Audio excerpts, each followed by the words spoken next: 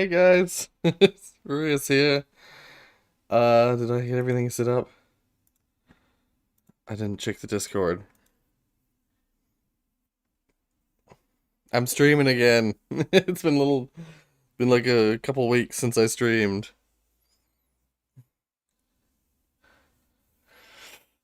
It's because I've been trying to sort of get the remainder of the episode. Oh, I forgot to plug this in.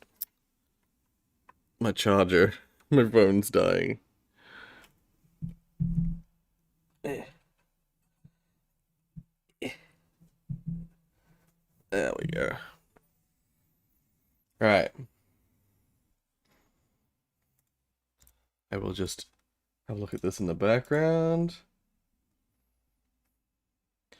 As I suspected. It's not been announced.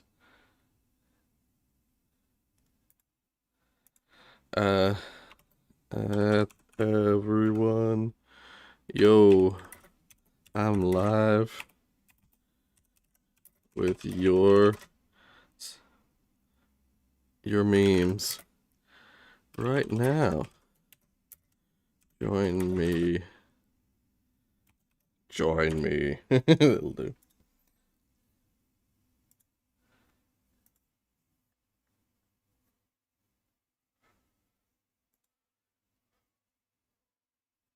There we are.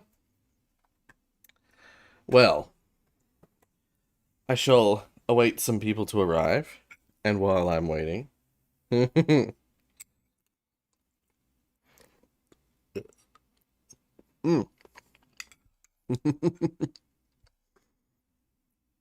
Me, me, you, they, us, them. We're gonna go watch some thems. Welcome to the stream. I gotta remember in like 5 minutes, I'm gonna do the shout out thing. I want to keep it near the start of this stream because it's been, ages. It's been ages into the month before we've done this stream, so I haven't done the shout out yet.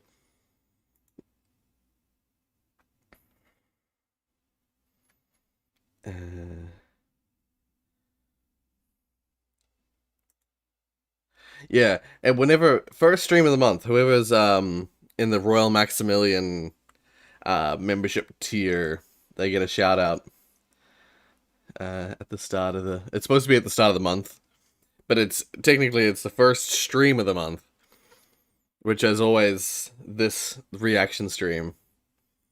Uh, and yeah, I just haven't done a stream. I haven't done this stream up until this point.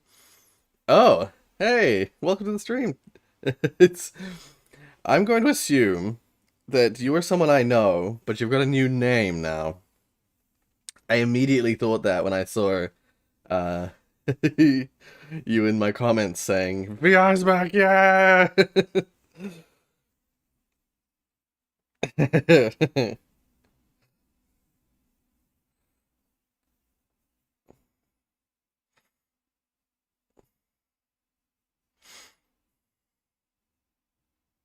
Yeah, I thought so. How did I guess? Welcome back, Pixel. Toxicus Roca. Toxicus Roca.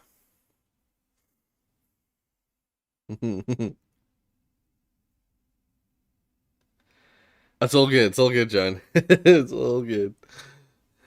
Welcome to the stream. Um, it could be me. It could be you. It could even be. Yeah, yeah. I all good. I also barely made it to the stream. If you look back at the start of the stream, there was at least a few minutes of the like stream starting. Stay tuned because I also didn't. I lost track of time a little bit this morning. Um, we'll start with this. We'll have a quick look at this video here, and then after this video, I'm gonna do the shout out. Oh, wrong audio channel. Wait. There we go. I constantly forget.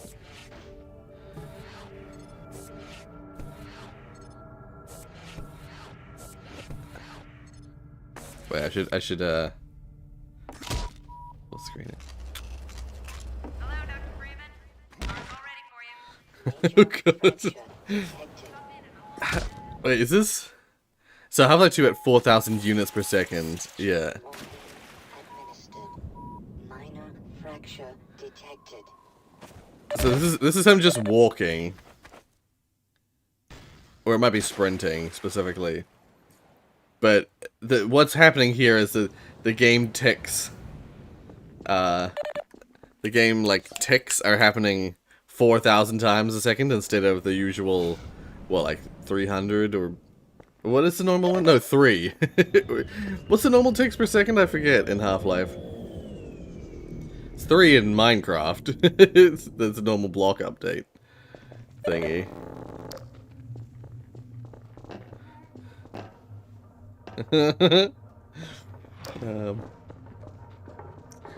How's the couch, Rory? It's great. It's actually great. I was having... Let's just say, with the kind of lifestyle I lead... Oh, God. Ah! He wasn't even in the water. With the kind of lifestyle I lead, where I'm constantly sitting at my desk all day, I was having slight... certain health issues related to that. And honestly, switching out the chair for the couch has, like, 75% solved those issues. Which is, normal tick rate in source is 66. Ah, okay, yeah. Yeah. Interesting. So this is 4,000. This is at a tick rate of 4,000. And I believe what you're seeing at the top left is the current speed, or I don't know. Is it the current speed? No, because it doesn't slow down. Current super speed, current possible max speed. Oh, I love it. He beats the door closing because he's so fast. Brilliant. Yeah, I'm still on the couch. You just can't see it because I have the blanket over the top. I could lower the facade, but I spent a while sitting up the facade, so...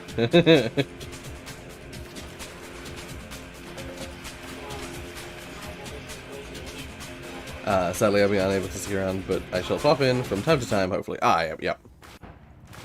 Yeah. That's what I was saying, Jonah. It's like, I was saying that right at the start of the stream. It's like... About 5 minutes ago, I was like, okay, in 5 minutes time, I'm gonna do the shout out. Instead, I was like, oh, we'll watch this, and then I'll do the shout out. Yeah, that's great. I love that. Alright, now, yeah, again, before I forget any kind of thing, we're gonna do the shout out for the monthly Royal Maximilians. So, with 34, we got Jonas with 34 months of Royal Maximilian. We got Core Gamer with 31 months of Royal Maximilian. We've got Joan with 29 months of Royal Maximilian. King of Fools with 25 months of Royal Maximilian. Orangey with 17 months of Royal Maximilian. Tiana with 35 months of Royal Maximilian. Rocky with 18 months of Royal Maximilian. Thank you all so much for being members. But also, thank you to all the blessed members as well. While the Royal Maximilians get the shoutouts, I appreciate all the members. I appreciate everyone, not just members. Thank you to all of you for sticking around with this channel, let alone being members.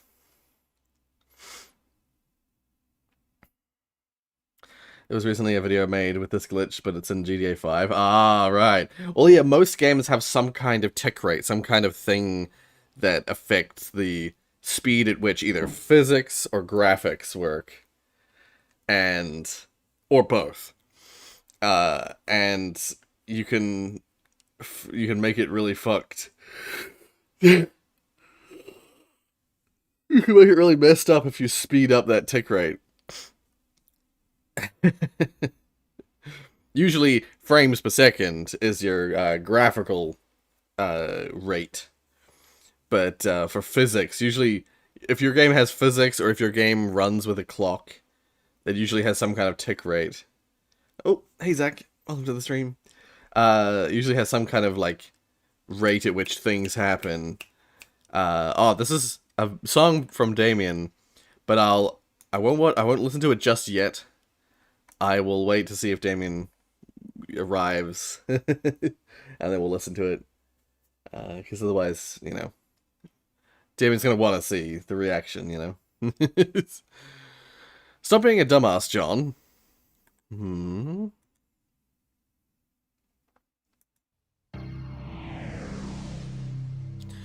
Right. I think I know what this is. It's, yeah, I remember seeing, actually, I'll just put it over here so I don't confuse it. This turning a sphere inside out thing is a really interesting video. But this is the guy who does, the real, how it's actually I read somewhere made. that mathematicians can turn a sphere inside out. Yes, that's true. What's the big deal? There's a few Just musicians poke a hole in it, who pull frequent it the through. channel. Yeah. Sure, but the point is to do it without making a hole. But then it seems impossible. You're right. You cannot do it with an ordinary sphere, like a basketball. You have to understand the rules of the game. This sphere is made of an abstract elastic material that can stretch and bend and pass through itself. Yeah. But you cannot rip or puncture this material without destroying it.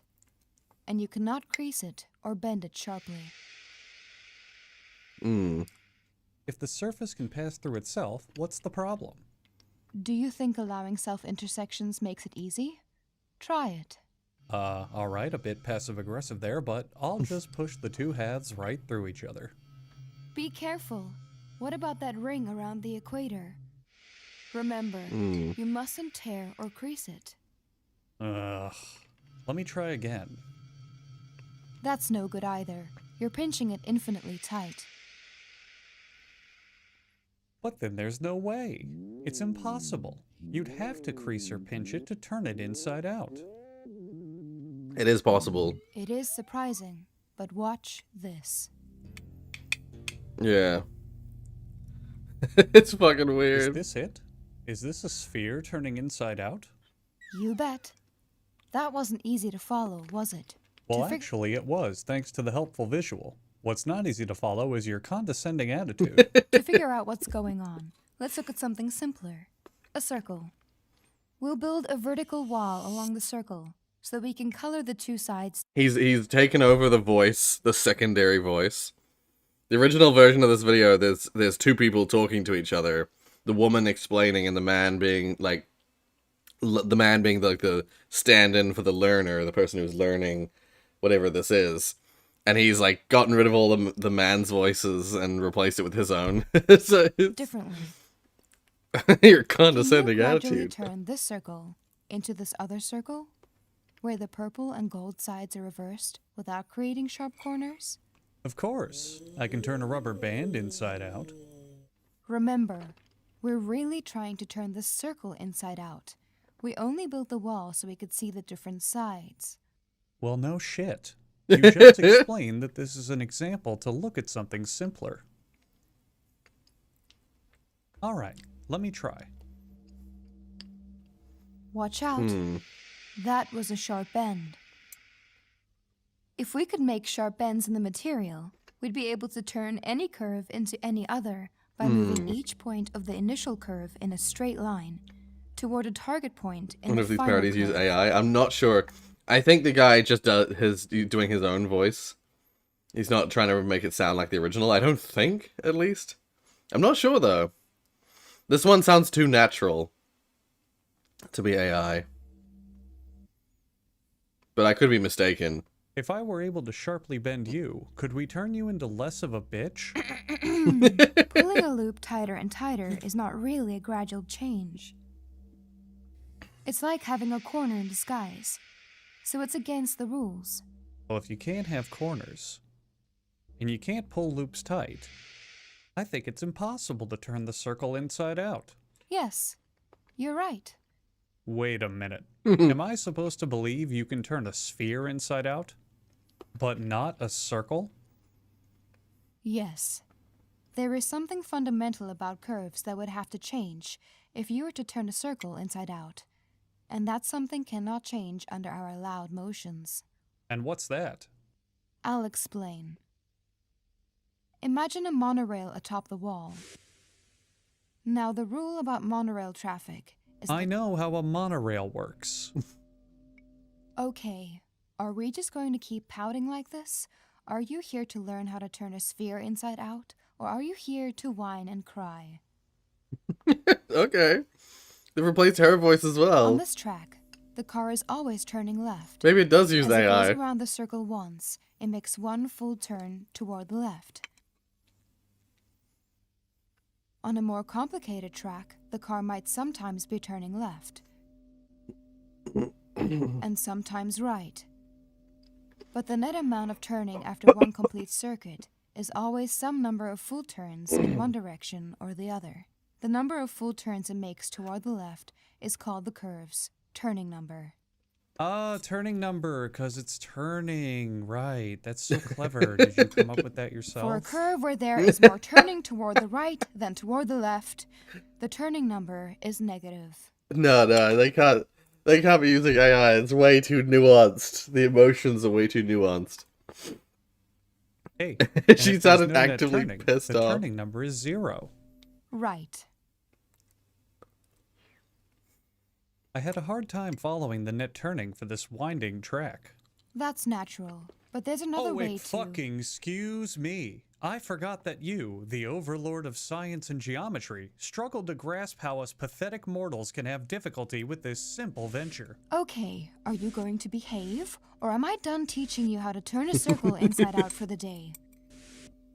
If we find every spot where the track is facing due east, the track is curving away from us. Viewed from here, it looks like a smile. Ooh, smiles. Ooh, yeah, it's like I'm a 4-year-old. At these places, the car would be turning left. At others, the track looks like a frown, curving toward us. At these points, the car would be turning right. The net number of full turns increases when the car passes a smile, and decreases when it passes a frown. Starting at 0. 1, 2, 3, 4, 3, 2, and we finish with 3. The turning number is the number of smiles minus the number of frowns. I see. The turning number measures happiness. If you insist. So your turning number is probably deep in the negatives, huh? Now, the nice thing about the turning number is that it remains the same when a curve changes according to our rules. Frowns and smiles can appear or disappear, but only in pairs that balance out. The number of smiles minus the number of frowns never changes. So a curve can only turn into another curve with the same turning number. Right. The turning number is the fundamental property I mentioned before. Should we move on? Now, what's the turning got the number for the gist. 2 circles? That's Remember funny. to use smiles and frowns to help you out. Do I have to? I can't just look at the curve shape in relation to the purple walls. Use the fucking smiles and frowns. This one has 1 smile and no frowns, so the turning number is 1.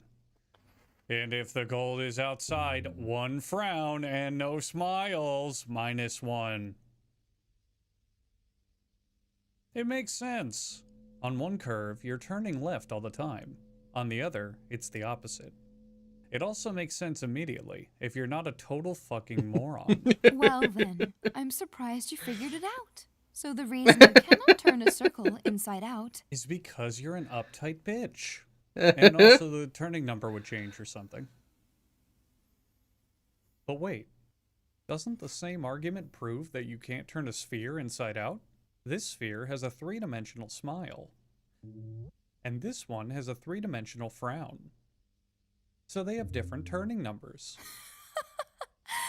Of course, a dumb sack of shit like you would think that.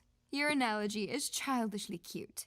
But to make it complete, we must look at a general surface and consider all the points where it is horizontal and gold is on top. We'll draw horizontal stripes to make these points easier to locate. Smiles are like bowls curving up. Frowns are like domes curving down. Ah, and I suppose you're like gravity, nothing but down. But there are other points where the surface is horizontal that are neither bowls nor domes. They are saddles and look like smiles from one direction and frowns from another. Near a bowl or a dome, the horizontal stripes form rings. Near a saddle, they form an X. Oh, you dumb bitch. Oh, you dumb, stupid bitch. I fucking got you now. Spheres don't have saddles. And your inability to grasp basic concepts is why I'm the one teaching you here. A dome and a saddle can come together and cancel out. Likewise, a bowl and a saddle can cancel out. But bowls and domes, like electrical charges of the same sign, normally don't get near each other. The unchanging number for surfaces then is this. Add domes and bowls and subtract saddles. This number is 1 for the sphere, no matter which face is out. Okay, I'm willing to believe that turning numbers don't prevent the sphere from turning inside out. I would immediately believe it if anyone but you told me. But none of this means you can actually do it.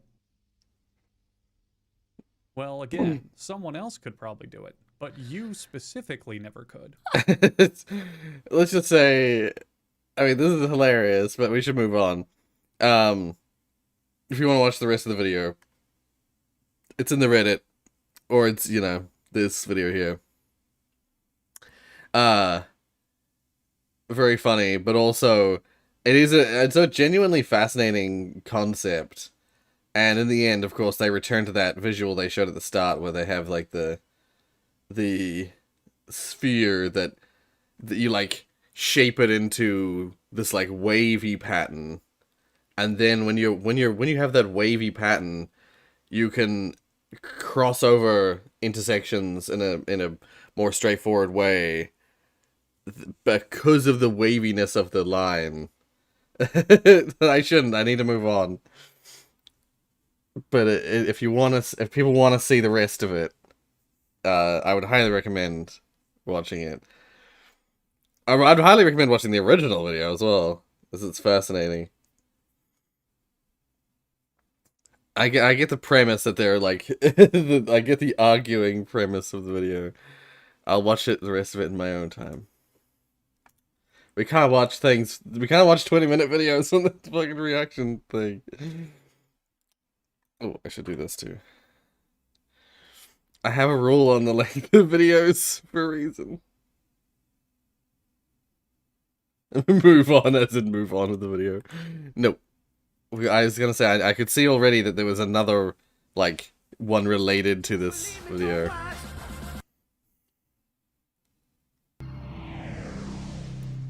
Okay, so instead of it being the redubbed one, Hey, this I read is somewhere that mathematicians can turn a sphere inside out. see, this is the I think original it's voice. impossible to turn the sphere inside out. Yes, you're right. Oh, wait a minute. Wait a minute. You cannot do it with an ordinary sphere. What's the big deal? I'll push the two right through each other. Sure, but you cannot do it with a basketball. I'll just poke a hole in it. It's against the rules. Let me just poke a fucking hole in it. You cannot do it. Let me try again. That's no good either. That was terrible. No way.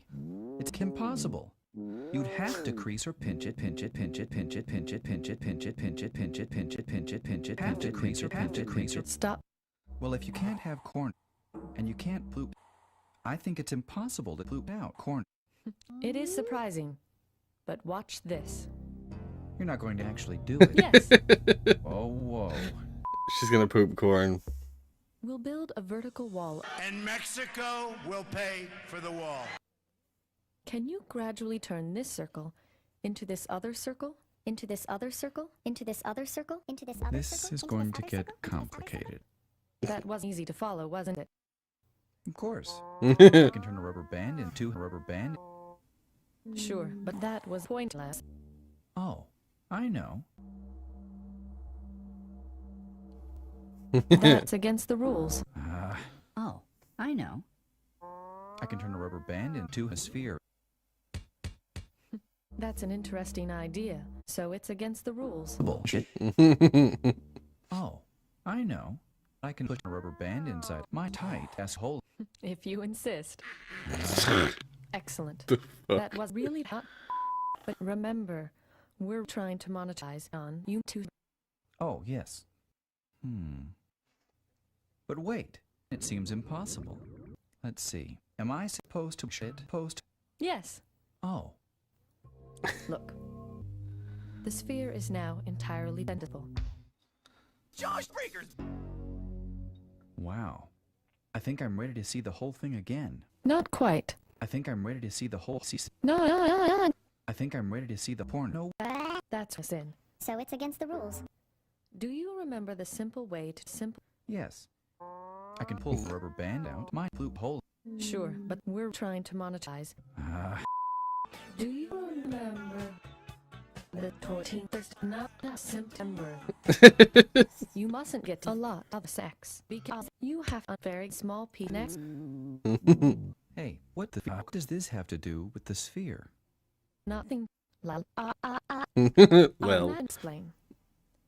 Just as we made our curved segments by dividing them into curvable by segments connected by curves, we divide the barrel into dividable barrel strips that alternate with curvable curvy strip segments connected by segments connected by the center of the sphere. Finally, we smoke a bowl. So as What the fuck? Just smoke a hole in it. yes. I think I'm ready to see the whole thing again. Let's go. I had a hard time finding crack. That's natural. That's natural. It's natural. Snatch. I think I'm ready to see the whole crack. I'll undo this loop first. Stop being thirsty. Oh, yes. Let's see. I'll try to go backwards. Look at our and. Let me try again. That was really cursed. Let me try again. Get wrecked. You're not going to ask me to do it all over again. Am I supposed to believe that you can turn a sphere inside out, but not a penis? Yes. It makes sense. I had a heart penis. It's like a belt. The belt that belts. It is an erection that can stretch and bend. You're a natural. That's it. Shape shifting is too explicit for YouTube. Am I going to come? Sure, but it's against the rules. Oh, I see. Just poke a hole in it. Be careful. We're really trying to monetize. Is this it? Well, yeah. I like the idea that this was training material and this was the actual thing. This is the follow-up. Alright. Why controllers don't suck in TF2?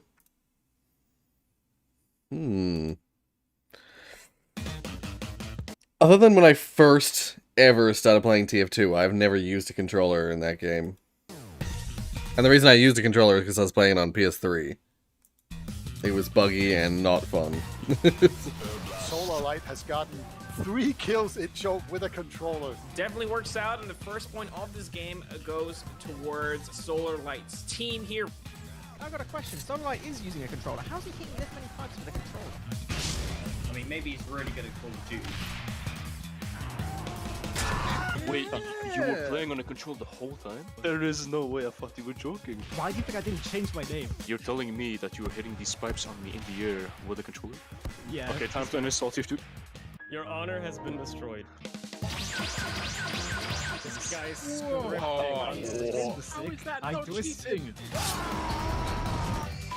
Solar Light coming in with that charge again, just complete. Oh my God, He gets another one. That's a double for him, and he's still looking for some Yeah, more. he's playing better than I play with a mouse and keyboard.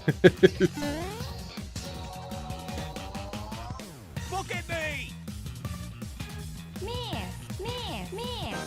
Because I suck. That was almost a good clip. But then I missed my shots and I died.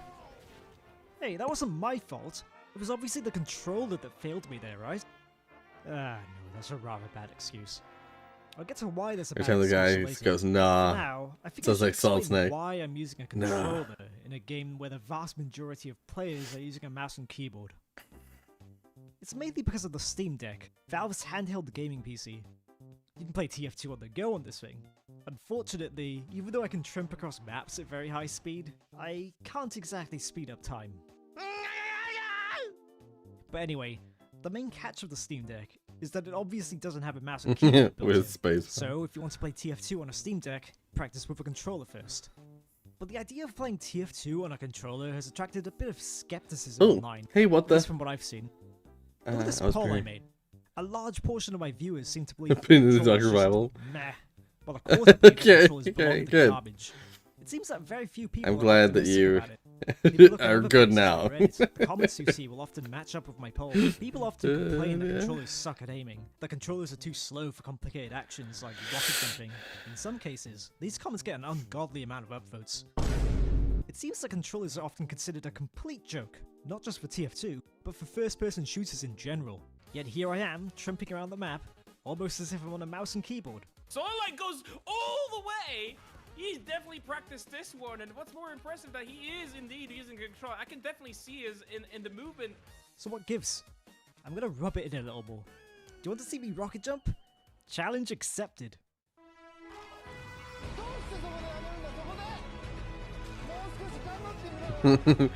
I fucking love that meme. That meme of like, you can do it.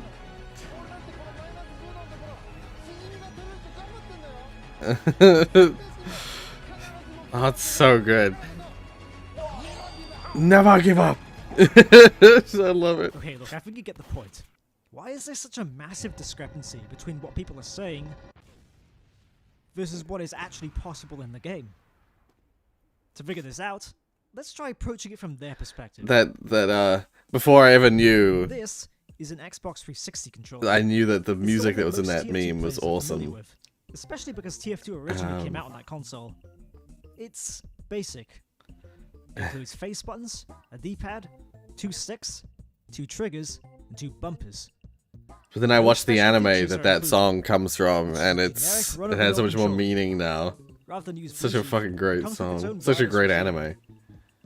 If we plug this nearly 2-decade-old hardware into the computer and launch TF2, you'll quickly realize that the right stick's pretty terrible at aiming. Now there are a plethora of reasons for this, but it mainly comes down to the fact that a mouse is simply better at these kinds of camera movements. A Yeah. mouse gives you a very large area to work with, and it responds to your motions in a very one-to-one manner. You can make small adjustments with the wrists, or large movements with the elbow. It's like All of just the how emotions are mirrored into the game, which is not only how do very you aim on a intuitive, controller? it also gives Yeah. you a huge amount of control over your crosshair.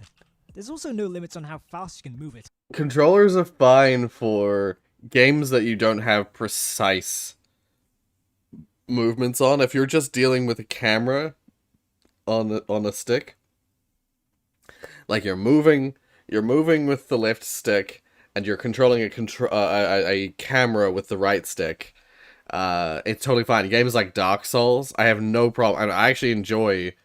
I purposefully play Elden Ring, for instance, with a controller because you don't need precise control of a camera. You just need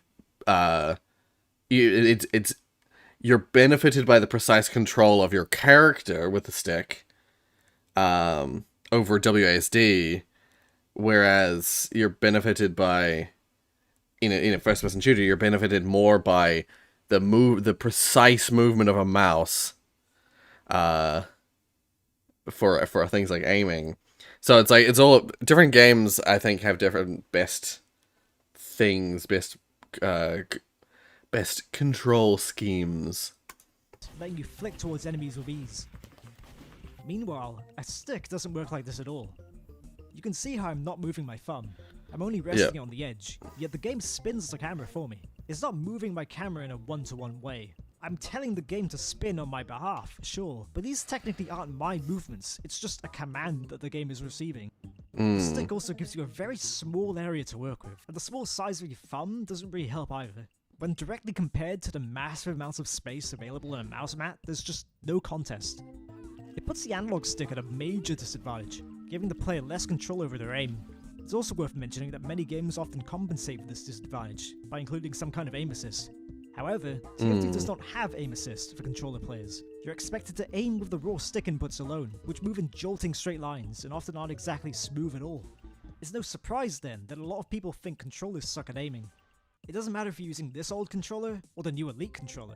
Xbox controllers just don't have what it takes for aiming in a shooter, especially one that is as hectic as TF2 is, and especially one without aim assist. Stop! Tiny baby man. What the hell's going on? Note how I specifically mention Xbox controllers. That's because other controllers have different functionality. Ask yourself this: what would happen if you took mouse aiming and then put it onto a controller, and you use the controller like a mouse?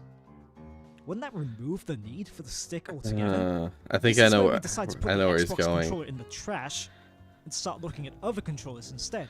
Yeah. The Switch Pro controller, the DualSense. When I saw that first video where he was like dunking on people with the controller, I kind of assumed he was using a Steam controller because some of his movements were weirdly like jittery, as if he was using a touchpad.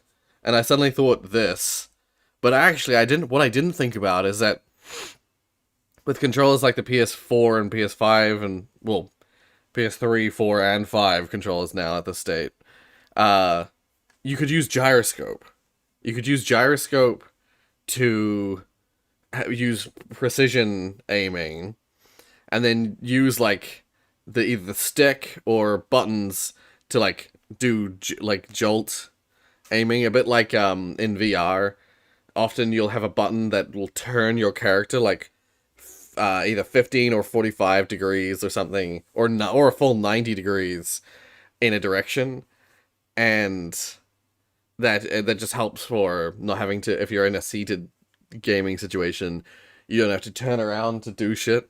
You just turn on the spot with the controls. Yeah, I'm assuming he's gonna do something like that, where he has like half of his control is like the motion controls of a PlayStation controller, or touchpads of a Steam or PlayStation controller. But we'll see. We'll find out. DualShock 4. I don't have one of those. Shameless plug here, but These I did post a link in the subreddit for my Bandian Ink Machine fan game. Interesting. Okay, we'll see it if we get to it. We'll see it. But we have 4 hours today, so we should be able to get up. And it's actually really good. Unlike a stick, you have a lot of room to move the controller around, sort of like playing on a big mousepad. This is especially true if you crank up the sensitivity setting. Just like with a mouse, you can use your wrists to make smaller motions, using the elbows for big flicks. I can check my back without feeling like I'm throwing my controller around. In fact, I barely need to move the controller at all. I've personally set the sensitivity setting so high that some people think I'm using telekinesis, but you're you might prefer something a bit less intense. Regardless though, this is what allows me to rocket jump and trimp in a very convincing way, to the point where you wouldn't really be able to tell that I'm not using a mouse at all.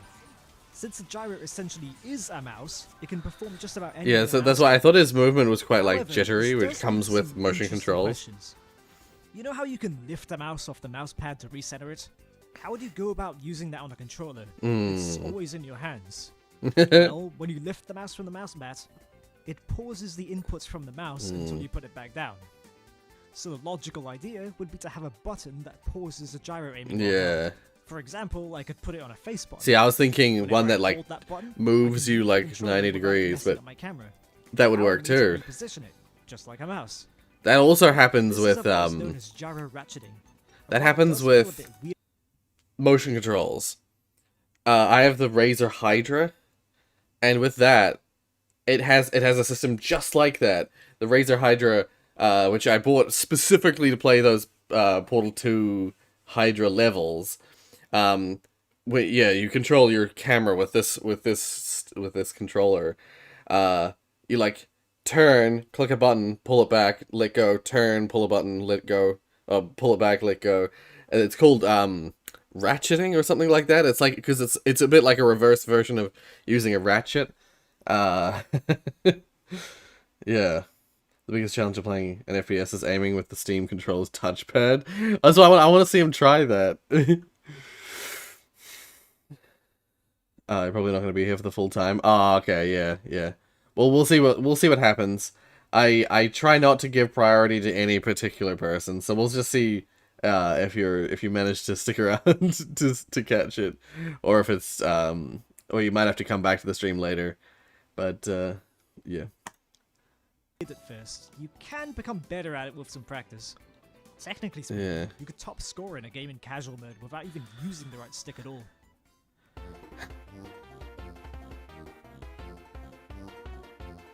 Java stick comparison. I can't aim to save my life with this. How do console players do this? This is fucking impossible. Oh. Oh, I did it again! I did it again! Oh, look at that! Look at that! Fucking motion controls! Look at this shit! Look at this shit! I'm hating this so much. I'm regretting every decision I've ever made. Oh! It's almost like everyone I play with have a huge advantage when they're not playing with like this controller. 100%. 100%. This is a viable way to play Team Fortress 2. It's just gonna take some practice.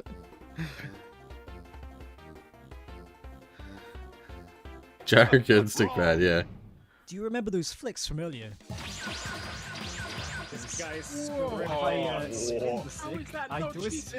Let's talk about that. One day, a couple years ago, Jib Smart came up with a new way of using the right stick. It's called Flick Stick, and I think it's better if I let the creator explain his work. This is the Flick Stick. It lets you turn the camera by rotating the right stick. When you first press the stick, you'll make a smooth and quick flick to face exactly the same direction as the stick. You can make further adjustments by rotating the stick, giving you quick access to whatever direction suits you best. The idea behind this is that you use the right stick to instantly point yourself in different directions, and then use the gyro to aim at enemies, just like before. If I hear a spy decloaking behind me, all I have to do is tap the stick down. The ability to spin around while rotating the stick is also really nice. That's confusing, though. That would take some time for me to get used to. Basically, he's turning the stick into purely X movement. So depending on where your stick is, depends on where your camera faces in the X axis. Well, no, actually, it's the Y. It's rotating around the Y axis. It's left and right movement only. Fascinating. But then, like, to look up and down, you have to use the gyro. That's really interesting. It's not only faster than using the stick the old-fashioned way, it's also rather precise. You can turn as fast or as slow as you need, because the stick always corresponds to where you're facing. It would certainly be interesting if there were a weapon whose entire gimmick was solely based around making funny turns. It's beautiful. When it comes to charging around on the ground, Flick Stick can be really handy for doing quick 180s or spins. The supposed drawback of Flick Stick is that it doesn't really have a way of looking up and down. You're using the entire stick just to look left and right. But because it's used in conjunction with gyro aiming, that's not really a problem. The stick was never really good at aiming to anyway, turn around so smoothly, giving you would it have more to... direct control over where you're looking left and right does make a lot of sense. I think The other drawback is that it's... No, if you're trying to go around like a turn like that, you would have to... You'd slowly rotate it to the right, and then once you're moving forward, you let go so that it will return to center, and then you'll be re-centered again. The flick stick is really confusing to me. Finishing the outside and parody video. Oh, right, yeah. Okay. I did get the feeling that Zach was suggesting that might be the case. Oh yeah, there we go. Thank you, Rocky, for renewing your membership. I shouted you out just before in the stream, but yeah, thank you for renewing. Your neurons are not neuroning. Yeah, yeah. That can happen. I have it open in another screen to watch it later. I just don't like to watch too much of the same content all at once. So that was just an unfortunate situation. It's a bit fiddly to set up in TF2. Like even this one, It's it's not like, something you can just enable I think in I should Rorius move or on from Rorius. this one as well. But thankfully, Valve did Because add we've a watched feature to 10 Steam minutes where of it you can sort already. of fake it in by having it pretend to be a mouse. Welcome to the family. There it is. Thank you, Rocky. Okay, I can kind of see how someone would think that's kind of cheating, but here's my justification.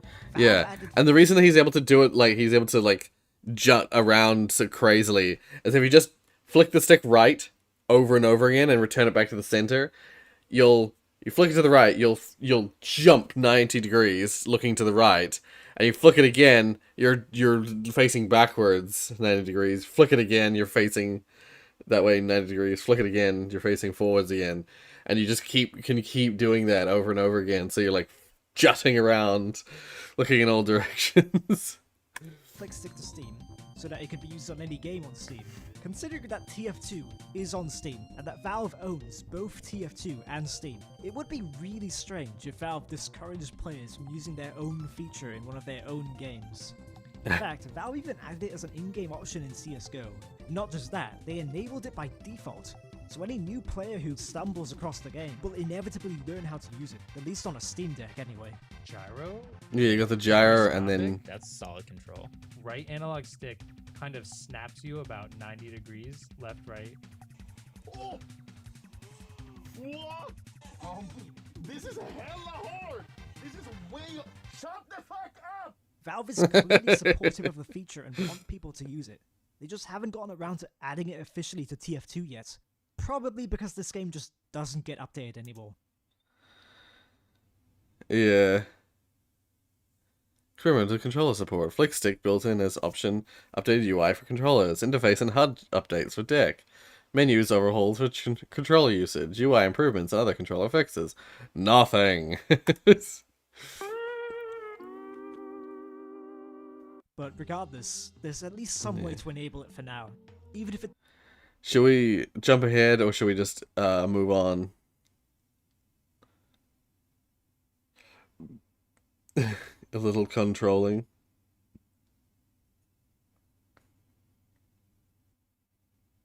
He has the Razor Hydra. Okay, well, one second. We'll do a little bit of You this. guys realize casual mode isn't much of a challenge a lot of the time anyway, right?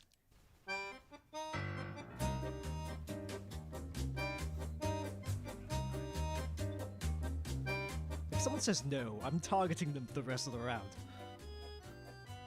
Oh, we got one.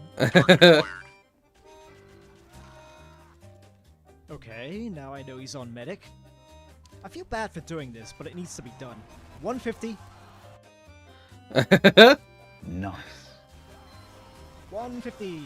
Nice. Nice.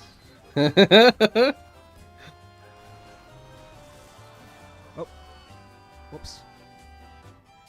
Okay, never mind. We take those.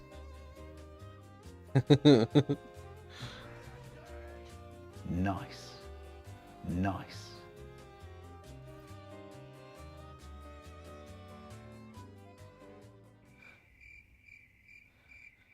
You know, I was hoping for like a shocked reaction or something. Whatever. Let's just win.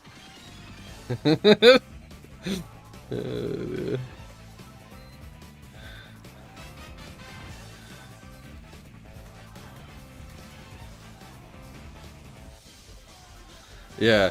No, things like gyro are just like a natural extension of a mouse.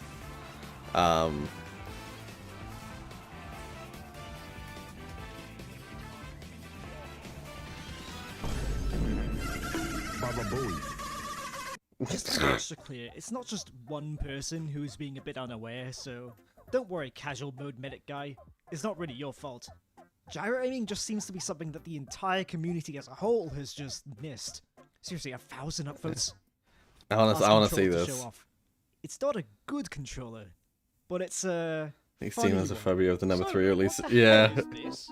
That's a good It's question. Valve. Valve has a This 3 phobia. Is the Razer Hydra?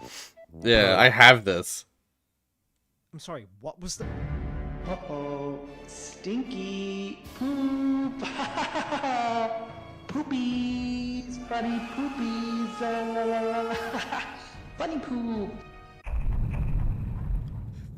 Fuck. This is the Razer Hydra. It came out in 2011, and it's a bit like a Wii Remote and Nunchuck. Both Common controllers Pie are Wolfie. identical, each having a few buttons and a stick. Meanwhile, the ball thing acts as a sensor. Yeah. It uses a weak magnetic field to figure out how you're moving and rotating the controllers. It sounds way cooler than it actually is. I'd rather use a normal controller instead. The whole thing feels rather cramped.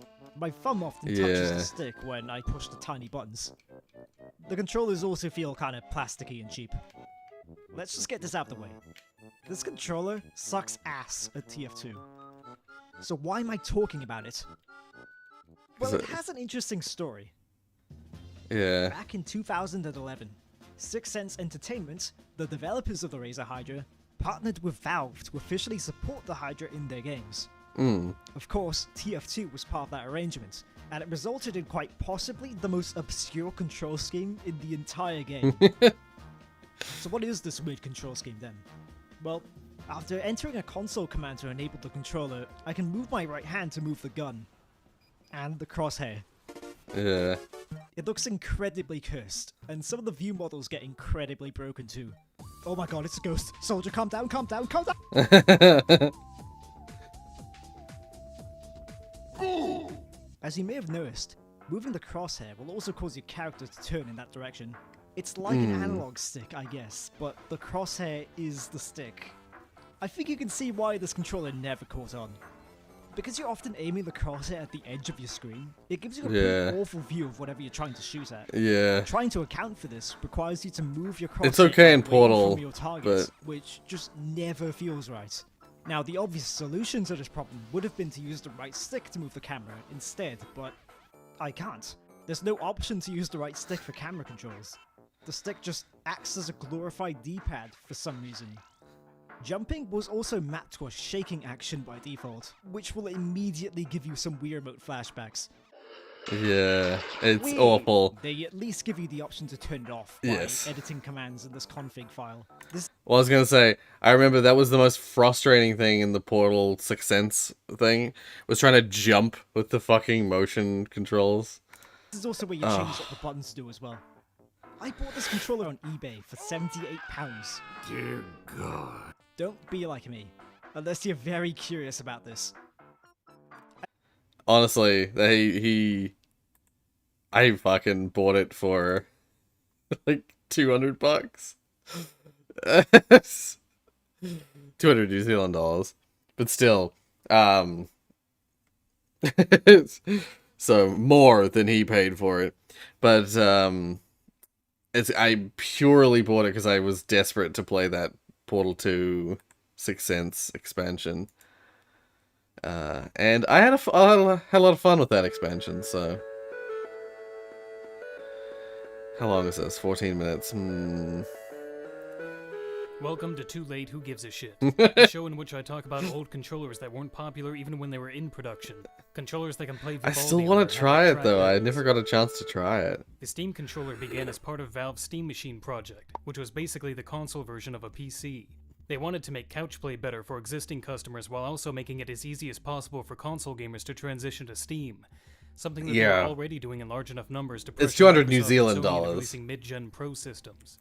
Valve was also worried about the direction Windows 8 was taking and wanted to reduce their dependence on So it's Microsoft, about deriving their 120 own Steam US operating system dollars. from Linux. Valve's consoles needed a gamepad that would be able to play the full Steam library, a feat that could not be accomplished with analog sticks alone. And those are all the factors that led to the Steam controller. One of You gotta be the kidding me. drivers behind this making there controller more was of this? actually VR. Cut! Their first instinct was to use motion to simulate mouse movement, but they found it too tiring in some use cases, so they moved on to trackballs next. The appeal of the trackball was that large movements could be done on a small surface area by spinning the ball once and letting it roll, as opposed to swiping a conventional trackpad over and over. The trackball needed to be large to provide enough precision and required regular cleaning though, so Valve settled on a combination of trackpads with haptic feedback. The advantage of this setup was that the haptics could still mimic the mechanics and feeling of a spin ball to a satisfying degree while taking up less space, being more durable, and also emulating other inputs, like analog sticks or scroll wheels. The final controller also included the motion sensors Valve initially experimented with for good measure. But are trackpads in motion genuinely better than sticks, and by how much? I've learned from past videos that some people are really stuck on the analog stick. It's hard to get empirical proof that one input type is better than another, but AimLab is about as close as I think it gets. It's a free game devoted to analyzing your aiming in great detail. If you're watching this, there's a chance that you've seen Gyro Gaming's comparison video using the software. I similarly pitted the Steam controller against other input types, testing each until the results plateaued and became consistent. Analog sticks alone yielded an average score of around 27,000. They almost require you to get right on target with a single flick, otherwise you'll have to make small corrections with an input that's terrible at doing that. The mouse averaged 34,000. I expected it to perform better, but using the inputs back to back in the same context like this makes it clear how much better the mouse really is. It's faster, more fluid, and can make adjustments more easily, which is what the Steam controller was setting out to emulate. So when trying the Steam trackpads out, I got the worst damn results by far. I managed to improve to an average of 26,000 with practice, but it goes to show the type of learning curve the pads have that even after 5 years I'm this bad at handling them. There is more fluid movement than a stick and there's more potential to improve, but it's a finicky uphill battle. Applying any pressure at all will create friction with the pad and thumb movements will take on a jerky start and stop quality. Just barely grazing the surface allows for smoother movement, but you often run out of pad before hitting the target and have to make multiple swipes. The trackball spin trick works when broadly turning the camera, but not so well when aiming like this. I'm sure someone out there has mastered the pads, but I've never found them to work well enough to aim on their own, and I don't seem to be alone in that. The consensus I've seen online is that it's best to use the pads for camera movement and then the gyro for aiming. And to my surprise, the gyro scores not only left the trackpads in the dust, but handily bested mouse input at nearly 38,000. The advantage of gyro is that there's zero friction. Unlike a mouse or stick, which have to be pushed out of a neutral position, the gyro cursor is always loose and in motion, making it faster to move from target to target in my hands. Yeah, I can totally see the gyro as being like the natural next stage of like mouse movement. Balls. Side is that it's less stable and easily shaken off target. But yes, yeah. But this can be controlled with a little bit of focus. For the hell of it, I also tested the Switch and DS4 gyros and got even better results, along with my single highest score of 42,000. These controllers don't seem to lose calibration as often and were far more sensitive by default, forcing me to turn down the in-game settings to get the same feel as the Steam pad. It's hard to say, but Steam seems to be at a slight disadvantage here. I did some digging on this and actually found the sensors used by the controllers and, I'm gonna be honest here, I don't know how to read. All these letters and symbols are the same to me. Yeah. Of course, aiming alone is just one measure. The trackpads didn't excel for me here, but they do beat sticks in most scenarios that need mouse movement. So yes, when combining the trackpads and gyro, the Steam controller can offer better, more mouse-like movement than an analog stick, but it all depends on how good you are at using them and how the game lets you use them. The best case I've found for the trackpads isn't a Steam game, but the Metroid Prime trilogy. With a mouse and keyboard hack, the game is perfectly at home on the controller. I was a huge fan of Wii Remote aiming, but Metroid missed the boat on customization options, being locked to slow turning and cursor speeds. With Prime Hack, the Steam controller trackpads allow snappier turning than a stick while the gyro does the aiming, and I can only hope that the official remaster that's been rumored about controls half as well as this. Okami has native support for the controller and allows much faster drawing on the pads or gyro, making it from arguably 2 years the ago. definitive version. But in my experience, the main benefit of the trackpads isn't accuracy but flexibility.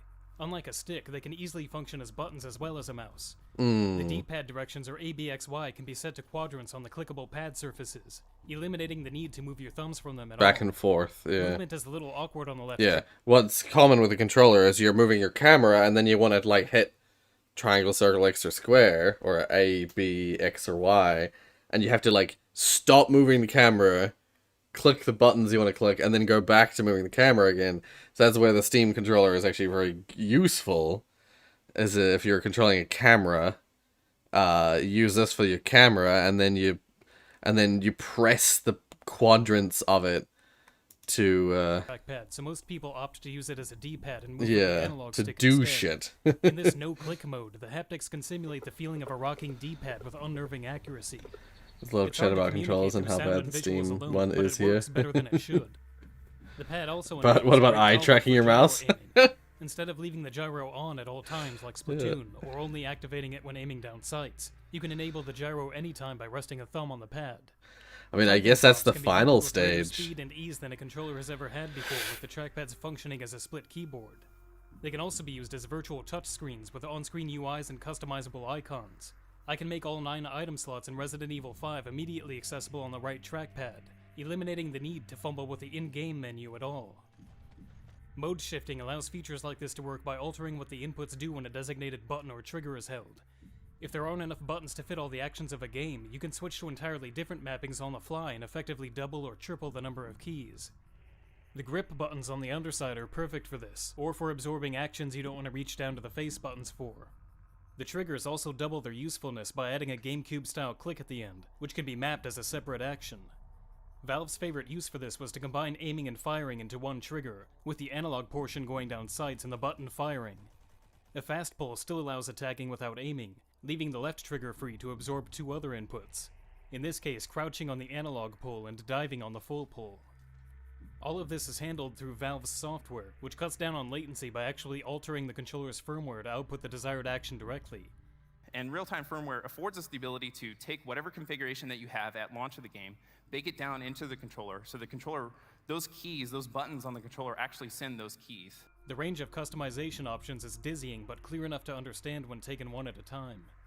Previously, different software solutions might have been required to do these things with inconsistent Full body success tracking? depending on the Yes. game. Having all this configuration in one place is a godsend.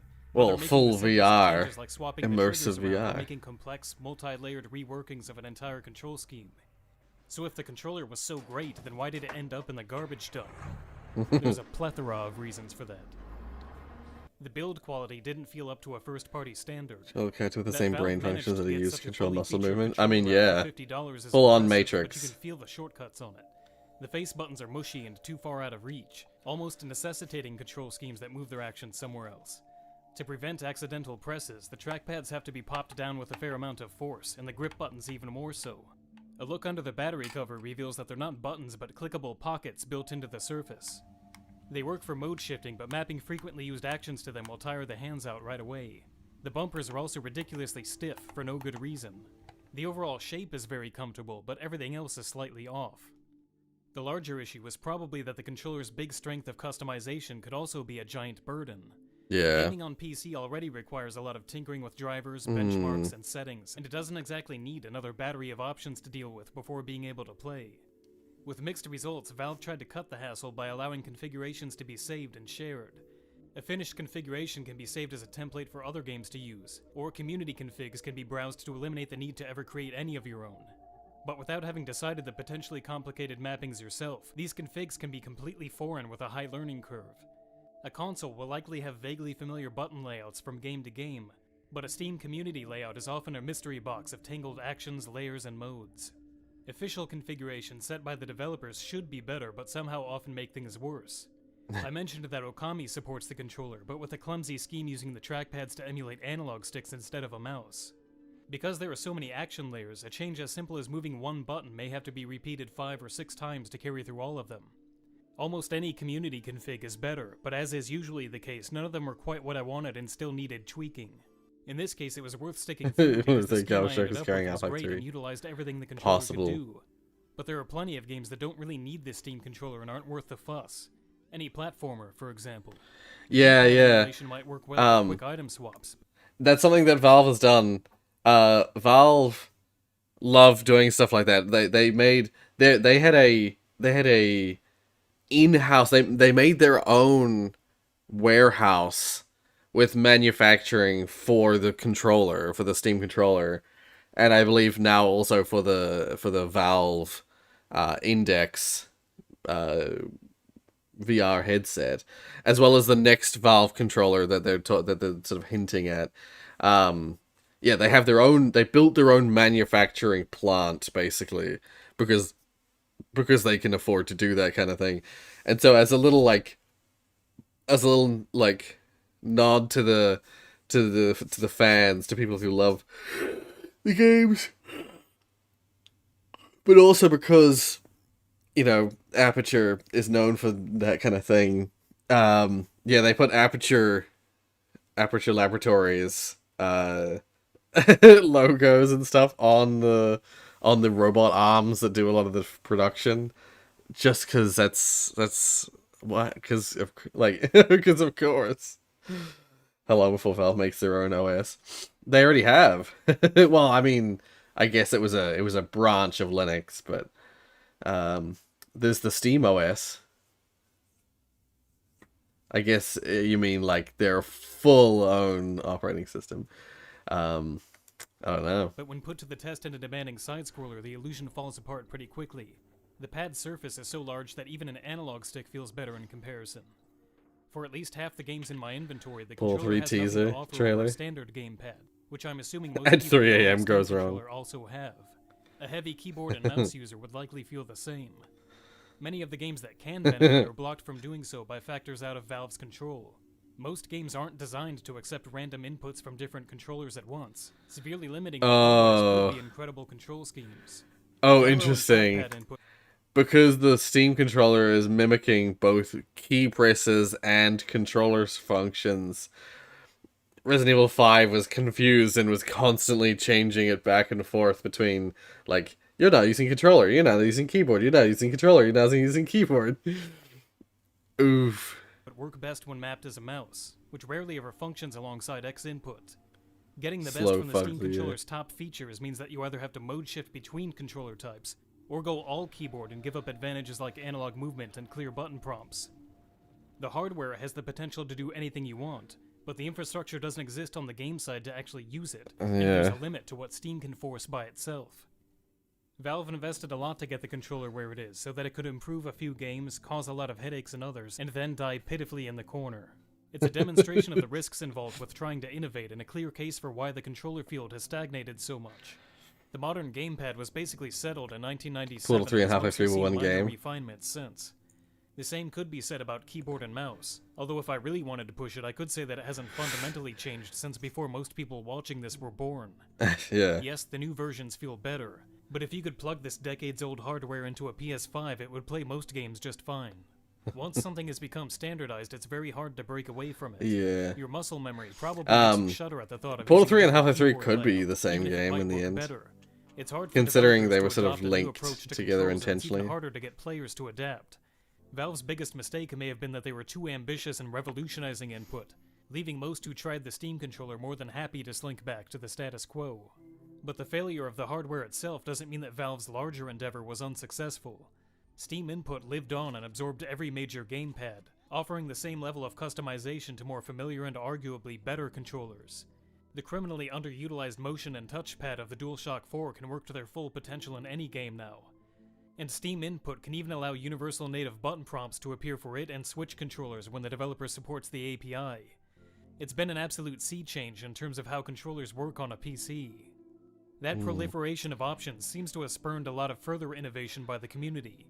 Because gyro can handle aiming on its own, it becomes redundant for the analog stick to function as it traditionally has. So Jib Smart came up with a new way called Flick Stick. The right stick is used to instantly point the camera in any direction. We're literally just looking Pressing at left, this. for example, results in a hard 90-degree turn. Something like this has the potential to be the next evolutionary step beyond gyro aim, and makes Microsoft's stick-only future look absolutely ancient in comparison. Valve didn't come up with it, but they kicked the door down, and it seems like the exact kind of community response that they were hoping to see to their efforts. The DNA of the Steam controller can also be seen in Valve's Index, which features a haptic touchpad. It may just be pure coincidence, but it's hard to look at the grip buttons and firmware-based mapping of Microsoft's Elite controller without wondering if they were looking over Valve's shoulder during the beta testing phase. In terms of continuing ripples of influence, the Steam controller was actually pretty successful. A few patents have hinted that a second version isn't entirely out of the cards, and it would be nice to have that upgrade, since the Steam controller has abilities that no other gamepad has been able to fully replace yet. But looking at this controller as well as the Wii Remote and Kinect, it seems like the lesson for developers to take away is that radical new form factors don't survive in the controller space, at least for non-VR gaming. But you died. Oh. Whatever lasting innovations these controllers have made have always been carried on by the familiar gamepads people already have and know. We're shackled to them. At best, it seems like you can make one major change at a time before people get turned off. But that doesn't mean that there aren't giant leaps left to make.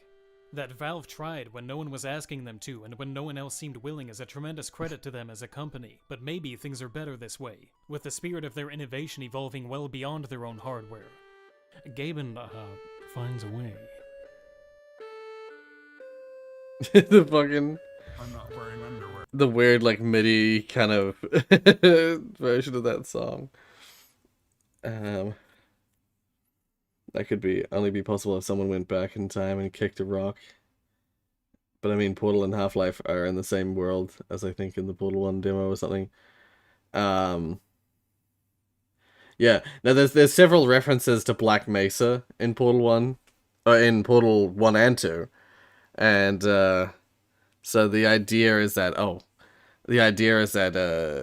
and in Half-Life 2 Episode 2 they referenced Aperture Science, the Borealis. So they're intrinsically linked, and at one point there were concepts, there were ideas around the possibility that Gordon Freeman would wake up in an Aperture facility in Half-Life 3. And you'd have this, like, Aperture Science modified arm. He, like, had lost his arm and they'd, like, replaced it with this, like, special Aperture Science arm that was gonna allow you to do a bunch of shit. Bunch of fancy shit. But that version of Half-Life 3 never came to be. So it's not out of the question that Half-Life 3 and Portal 3 become like the same game. Maybe Valve are hacked again by Microsoft, but by Microsoft instead, yeah.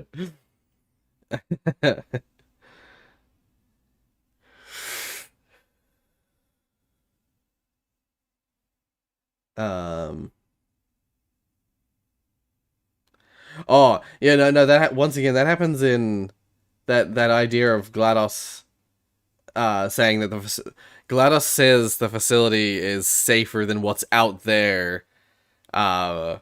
She says that in the end of Portal 1. That's still canon, but I think she's referring to the fact that she has seen what's been going on outside. One of the things that's been going on outside is the Combine invasion. The tear in space which opened up to aliens, and then the Combine invasion that followed. GLaDOS would have seen that, but she's too busy testing to do anything about it. And like, I don't know when exactly Portal 1 happens. Pardon me. But Portal 2 happens like way after the end of the Combine War. And so that's why we don't even know what the state of the world is at the end of Portal 2. You could be getting dumped into a world with no humans left. It's entirely possible.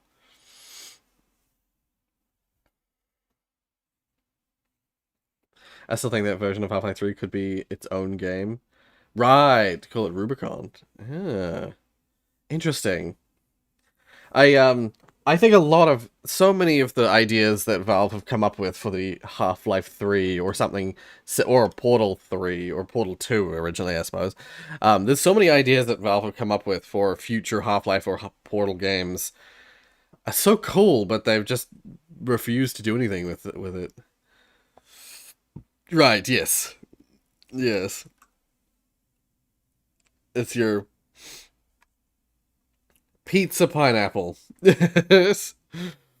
Pizza on a pineapple. This is, we watched this at the end of the previous stream, didn't we? I believe we watched this at the end of a previous stream. Yeah, RNG wanted us to, like... RNG got her,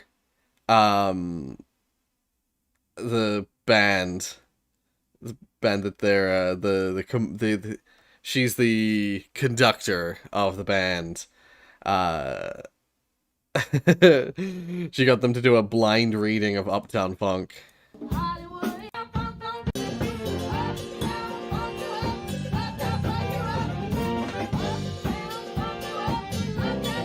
I would try it. I would try that.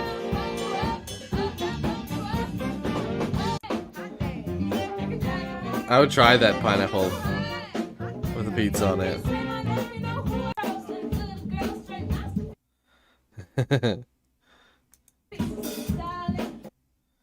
This is orangey. Anyway, 8-Bit Guy watches a cursed pink VHS tape at 3 a.m. Okay, I'm assuming this is an 8-Bit Guy YouTube poop.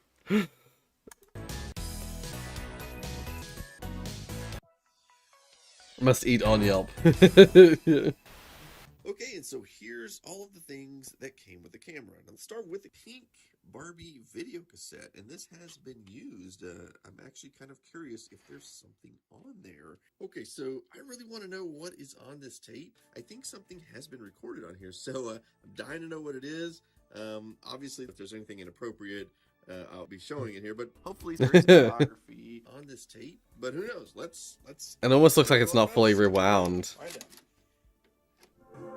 Now walking on sunshine, well, I'm walking on sunshine, well, I'm walking on sunshine, well, don't you feel good? Yeah, alright now, don't it feel good? Oh, man! Yeah. You haven't seen the worst of it yet. Towards the end of the video, the camera person turns the camera around and we can see Robin from 8-Bit Show and Tell was the one taking the video. Then this happened.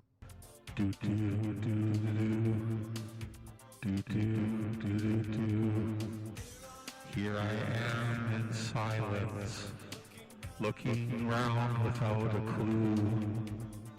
If you hide away from me, how can our love grow? I want to know what you're thinking. There are some things you can't hide. There's anything at 3 a.m. And you should be safe, yeah. Tell me what's yeah. And this pink Barbie video cassette. This VHS tape is a cursed tape.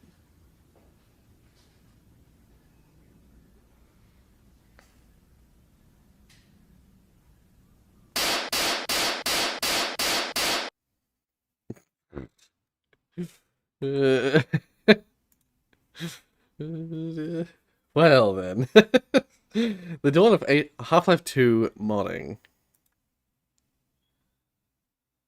Soft Image XSI and Valve team up to create Half-Life 2.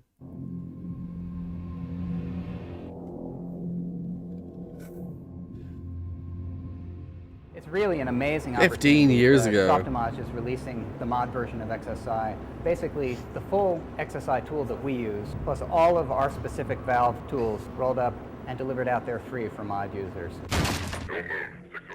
And one of the things that happened to us after we moved to XSI is that we found we were producing more and more of the levels in Softimage than we ever intended to. In the last month of production, I went ahead and did a major revision on all the facial geometry and facial animation of our major characters because the relationship between the modeling tools and the shape animation tools was super strong and robust. Building the VMF importer was really important for us because it allowed us to validate that XSI could handle a complete game level. Dominic wrote us an importer for our hammer geometry, our VMF files, so we could actually bring parts of the map into XSI so that the animators could animate all their scenes in perfect registration with objects in the world. We'd never had that level of control before. The mod tool is exactly the same tool set as what Valve used to create Half-Life 2. We didn't take anything away. It's the same tools, and it's very, very powerful.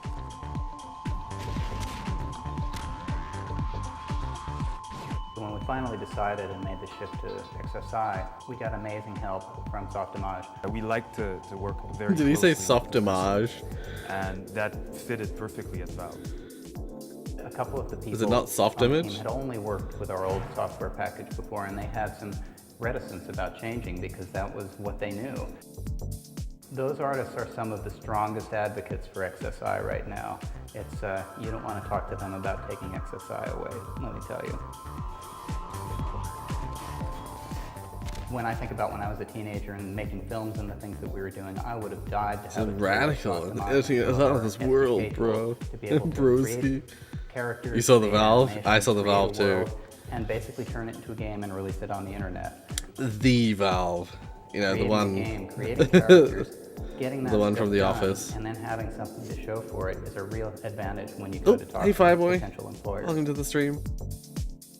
There's no communication barriers between Valve and Soft Smash. They can call us anytime. And we work like that with all our customers. That's the way we do things. And it's been proven successful in the past. It's been proven successful with Half-Life 2. Creating Half-Life 2 was a real labor of love, and I would not have wanted to do it with a company besides Soft Image.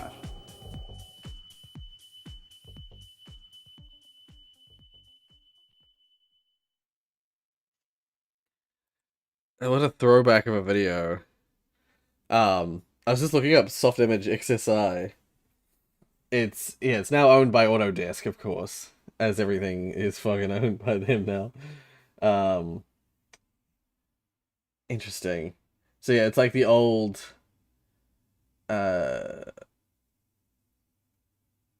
it's an old modeling tool. But they didn't release they were talking about releasing a version of it for the tools that came with Half-Life 2 and stuff like that. But there was no 3D tools. Like, there was no 3D modeling tool that came with Half-Life. So, yeah. Community to create games using Microsoft XNA toolset for PC. Multiple games using Valve Source Engine. Oh. Actually, it did. A free version of the software called Soft Image Mod Tool was developed for the game modding community to create games using the Microsoft XNA toolset for PC and Xbox 360, or to create mods for games using Valve's Source Engine. It was discontinued with the release of Soft Image 2014.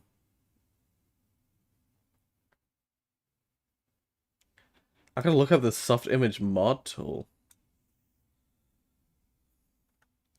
Yeah. I never knew about this. I remember because when I started working on some mod stuff for, like, actually making models for the Source Engine, I found it really fucking, firstly, I found it really fucking hard to get things to actually import into Source. But we were using, like, an illegitimate copy of Maya that I had acquired, and we tried things, like, I tried multiple different, I tried multiple different 3D modeling software, but I never came across this one. That's wild. Yeah, the Soft Image Mod Tool, formerly XSI Mod Tool.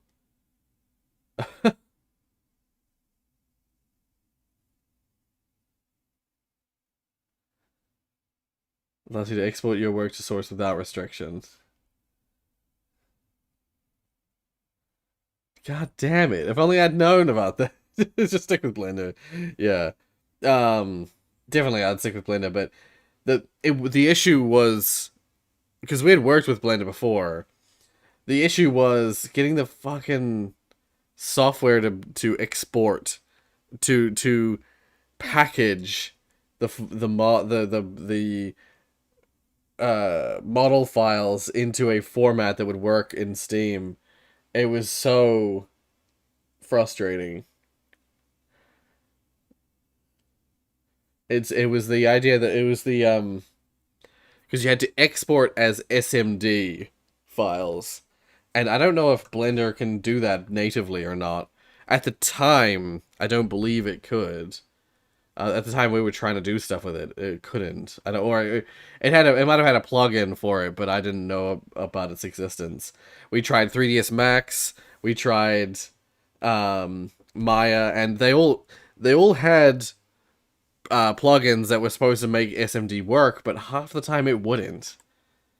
And you need it to be in SMD format to then pump it into different software that exists in all the games that will automatically convert them to the full the full model files, which you can then put into the game files to use.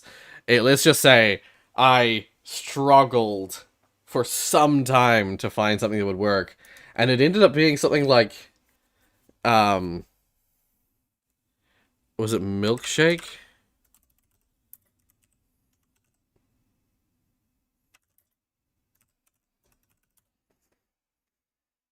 Milkshake 3D was what I ended up using we would model in one modeling software. I would export it and open it in Milkshake 3D, and then Milkshake 3D's SMD exporter would work for me. Yeah. Milkshake 3D supports Half-Life and Half-Life 2 SMD files. Yep.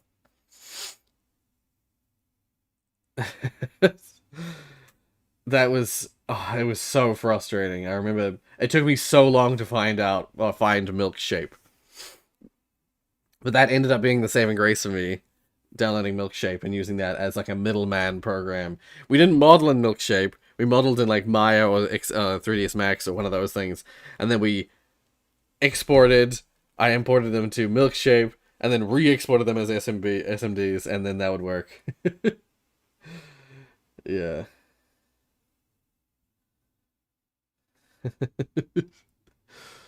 Okay, wait.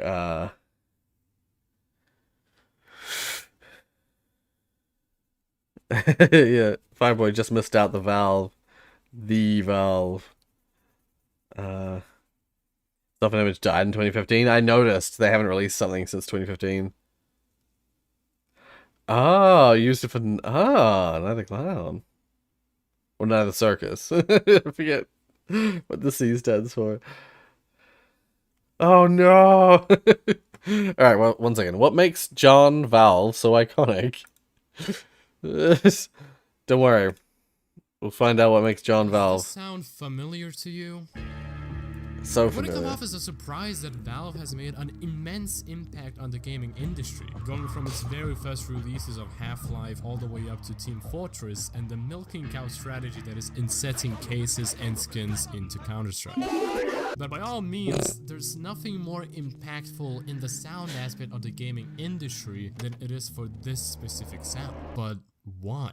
First of all, it is undeniable that the... Yeah, I think at the time, sorry to interrupt the video, at the time when we were trying to do stuff, either the SMD plugin didn't work for our Blender, like the files it would import, or the files that it would export, which just wouldn't export correctly, or it didn't exist at the time. But I have a feeling I have a feeling it did exist, because I have a feeling we tried it, because we were familiar with Blender already. But the plugin just didn't work for us. We were probably doing something wrong, but we couldn't get the plugin to work for Blender. That's why we ended up using other methods. And the plugin for Maya didn't work.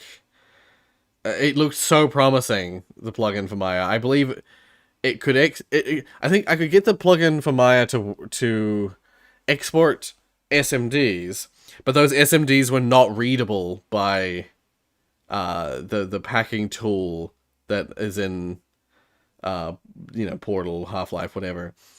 It wouldn't recognize it properly, and so it would always throw errors when I tried to actually use it. It wasn't until we got to Milkshake 3D that they would be recognized, and I was like, thank God! That's such a hot weekend for you. Ah. More Valve, yeah, we got more this Valve. sound effect is so familiar. After the day when I just would try to buy Plunger. Industry's Kingpin's intro, and that isn't wrong. However, the reason why the sound effect is so impactful is not only because of that, but because it is part of the Half-Life 2 soundtrack. Believe it or not, this sound is taken from the very first track of the Half-Life 2 soundtrack, which goes by the title of Hazardous Environments, the track that starts to play in A Red Letter Day when Gordon puts on the HEV suit. Yeah. Why, just look at But why did Valve decide to use this specific sound as their intro? If you didn't yet know, Valve is a company that is pretty damn unpredictable, going from literally giving birth to the Portal game series from a few game design students' games that led to the ISS robot being spray painted onto a NASA ship bar, to literally being the publisher for a game that is using assets textures from a picture of a burned guy's face. Like, what the f? And when it comes to Valve's intro, trust me, it's nothing different. One day, an anonymous curious fan decided to email Valve about what the Valve intro is supposed to mean and the backstory that was behind it. Fortunately, believe it or not, I'll check it out once we get to it. Did Yeah, respond. see ya. All the way back in See ya, what the? 1995 when Valve was Have a good founded, night. the team tried to find suitable models for the pictures, but all that they were getting were supermodel type headshots to review. So what Valve decided to do was to just go out to the Seattle streets and just ask people if they'd like to come into the studio for a photo. And one of those people was the man that we have all seen in Valve games, and that is Mr. Valve. Yep, this guy. Thus meaning that the actual identity of him is fully unknown. Also, one of the few first Valve's intros featured a man which faces was actually in full frame that had a valve coming out of his left eye. That picture was taken of a former Valve employee. The craziest thing is that both of these pictures were taken in the same year, but the second was used almost 13 years after the first official intro. Please f off. What? Oh my god. Okay. The craziest thing is that both of these pictures were taken in the same year, but the second was used almost 13 years after the first official intro, which gave birth to the famous Valve concept, open your eyes, open your mind. So yeah, that's pretty cool. But why is this intro deemed to be the sound that has mostly impacted gaming? I hate that Surely it was a version popular where it sound, moves. But how could it change the gaming industry? It shouldn't come off as a surprise that video game company intros have definitely become a norm in today's age. It's going back to from some 80 degrees genuine tomorrow. Golden Strike screen material to some Christmas jingle shit, Valve's mascot not only presents the player with an eerie intro that most of the time irks the living soul out of your body, but it also reflects what Valve's games are going to put you through, going from the genuinely outstanding story writing and jump scares to bugs that are literally yet to be fixed, but that's fine. I want to re-establish the fact that Valve as a game company is so f***ing unpredictable. All the way back in around 2003, when Half-Life 2 was just I about imagine to Rorius launch, dodging the red glowing something arrows when he tragic said happened. throwing Valve arrows. got hacked and the source code to the game got leaked. And this was the same year that Half-Life 2 was supposed to launch, so the damage that this has cost Valve as a John company Cena version. is actually mind-blowing. As soon as the leak went live, Gaben created a thread in the Half-Life 2 forum called I Need the Assistance of the Community. In this post, Gaben pretty much just confirms that the leak had indeed happened and then proceeded to explain what at then Valve knew. Gaben's email got hacked and multiple machines were found with keyloggers in the company. The keyloggers were written specifically for Valve because no antivirus could detect the malicious files. For over 5 months, the community was guessing who could have hacked and leaked the game's source code to the public, and even the FBI came back blank. Well boys, all it takes to catch a hacker is to get an email from the hacker itself. The hacker, going by as the guy in the email, has taken responsibility for the hack and was actually insisting on working out a possible outcome with the company, which which he then followed up with the next email when he asked for a job. Gaben was probably more lost than Club Penguin when they saw that all the servers were flooded with Mac Wazowskis, okay? But what did Gaben decide to do? He decided to give the man a shot. He pretty much just said that, hell yeah, my boy, that was very interesting. He gave them a So shot on a phone interview, the punchline with the that intention of hacker wasn't trapping talking them. with neither Gaben nor any Valve employee.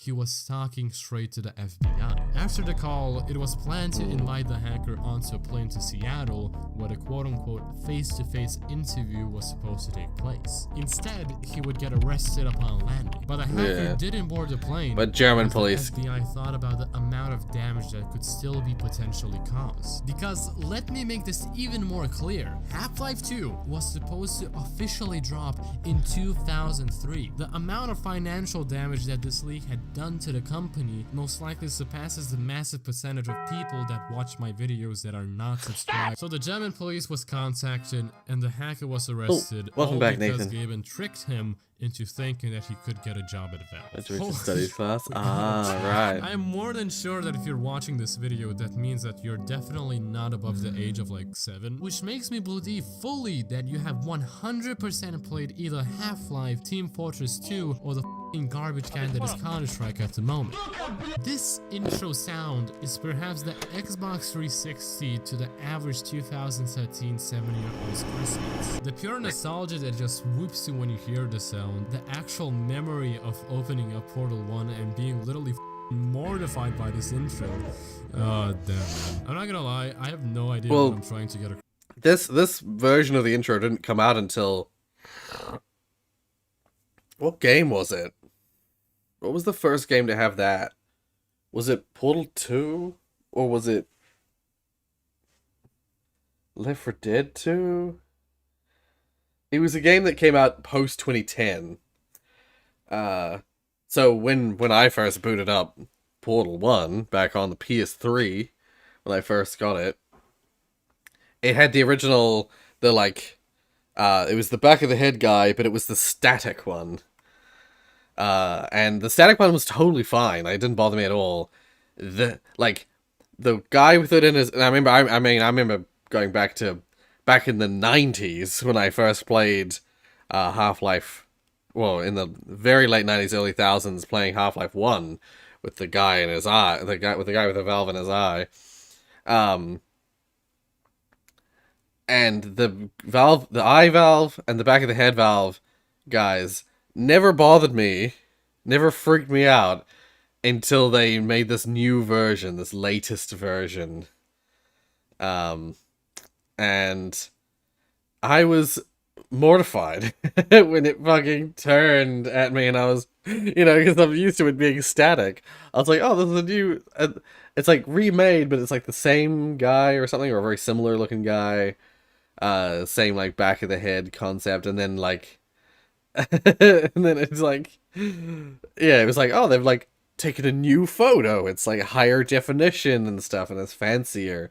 And then it fucking turned, and you could just like get a glimpse of the like shimmer, the like light bouncing off his eyeball as he looks back at the camera.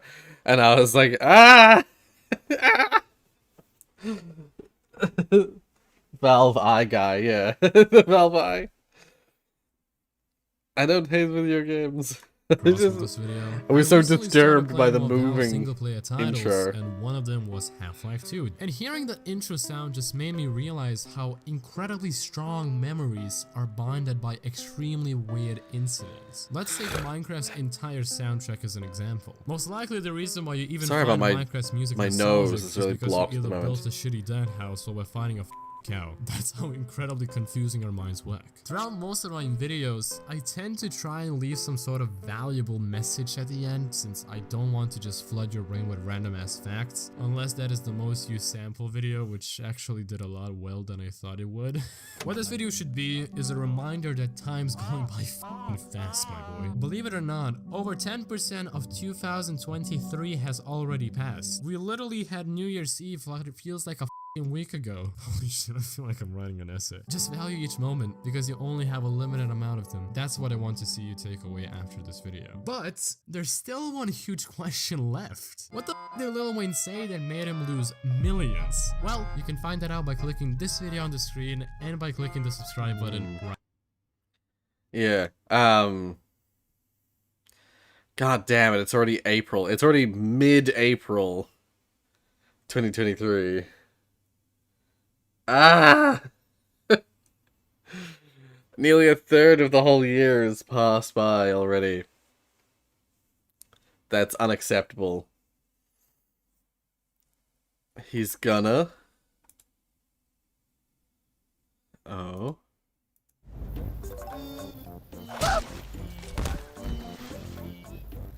Oh, it's because I sneezed before, isn't it? I'm gonna. What? I'm gonna. What? I told you. I'm just making it worse by trying to blow my nose.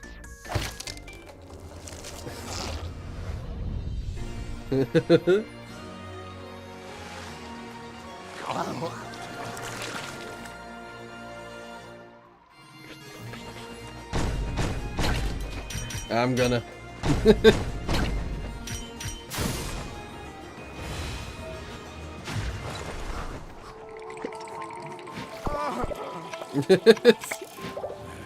It's one of these fucking games.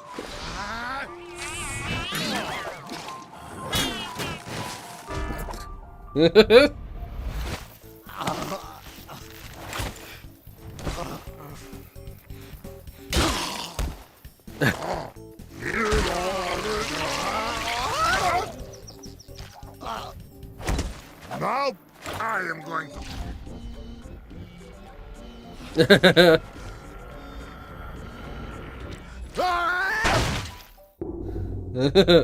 No, I am going to.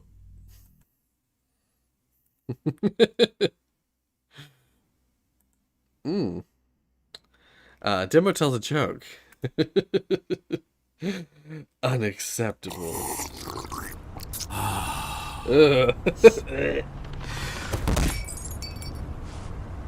Engineer!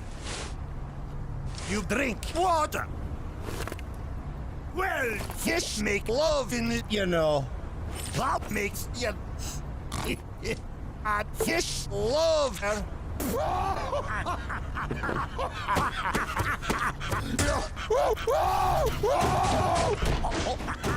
Well, can't say I'm surprised.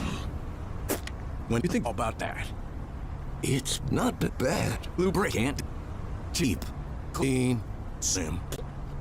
And it's so good that I don't even need my soap for this. Yes, I have to tickle it. Stop! Ah! Thank God! Now lift. It's not a straight fist leg.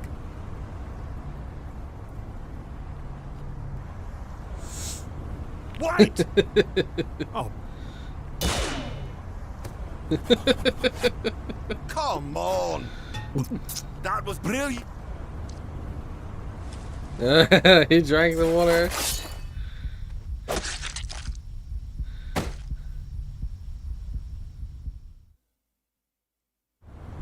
Okay, that's... Welcome back, Jaron. We were just watching your submission. Nice. Well, how one match got flashlights nerfed. Oh.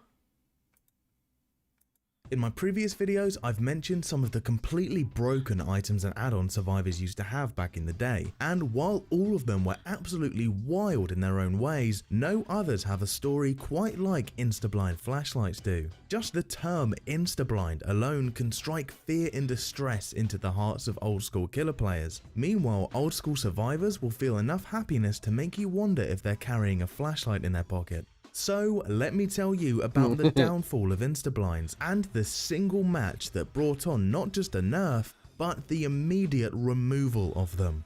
Flashlights in DBD nowadays are nothing too special. Strength-wise, they're often outperformed by the extra gen pressure provided by toolboxes, or, more prominently, the immense safety provided by medkits. Flashlights of course do still have a place in the game. Using a flashlight against the killer is probably the most fun thing you can do as a survivor, and it allows players to punish any killers who forget to face a wall when picking up a downed survivor. One of the most interesting things about flashlights is the added layer of depth they bring to the game, allowing for extra interactions with certain enemy abilities, like destroying the hag's traps, stopping the nurse from blinking, or stunning the wraith out of his power. While it kind of sucks that flashlights aren't all too prominent compared to the more linear toolboxes and medkits, they have absolutely had their time to shine, pun intended. While flashlights have been present in It almost looks like DVD from he's the very using a, beginning, it wasn't until 3 months after the game's release on the colorblind 23rd of mode. September 2016 in patch 1.1.2, where 2 brand new items were added: the sport flashlight, the green one, and the utility flashlight, the purple one, which is where the story of Instablinds begin. While most people know that flashlight add-ons have had numerous changes over the years, you may not realize that the actual flashlights themselves had different. Like, cause normally this is red, isn't it? The auras and stuff like that. Everything that's normally red looks more like pink. So he must have like a colorblind mode on. Attributes to the ones they have today. For instance, let's take a look at the purple flashlight. Its current stats are 12 seconds of use, 30% brighter beam, 15% longer blind duration, and 20% less accuracy, which is how much the flashlight bobs up and down when moving. But its old stats were 12 seconds of use, 30% brighter beam, 15% longer blind duration, 20% less accuracy, and 15% faster blind speed. Which, of course, meant that just by bringing a purple flashlight by itself, survivors would be able to blind killers slightly faster than with the other 2 flashlights.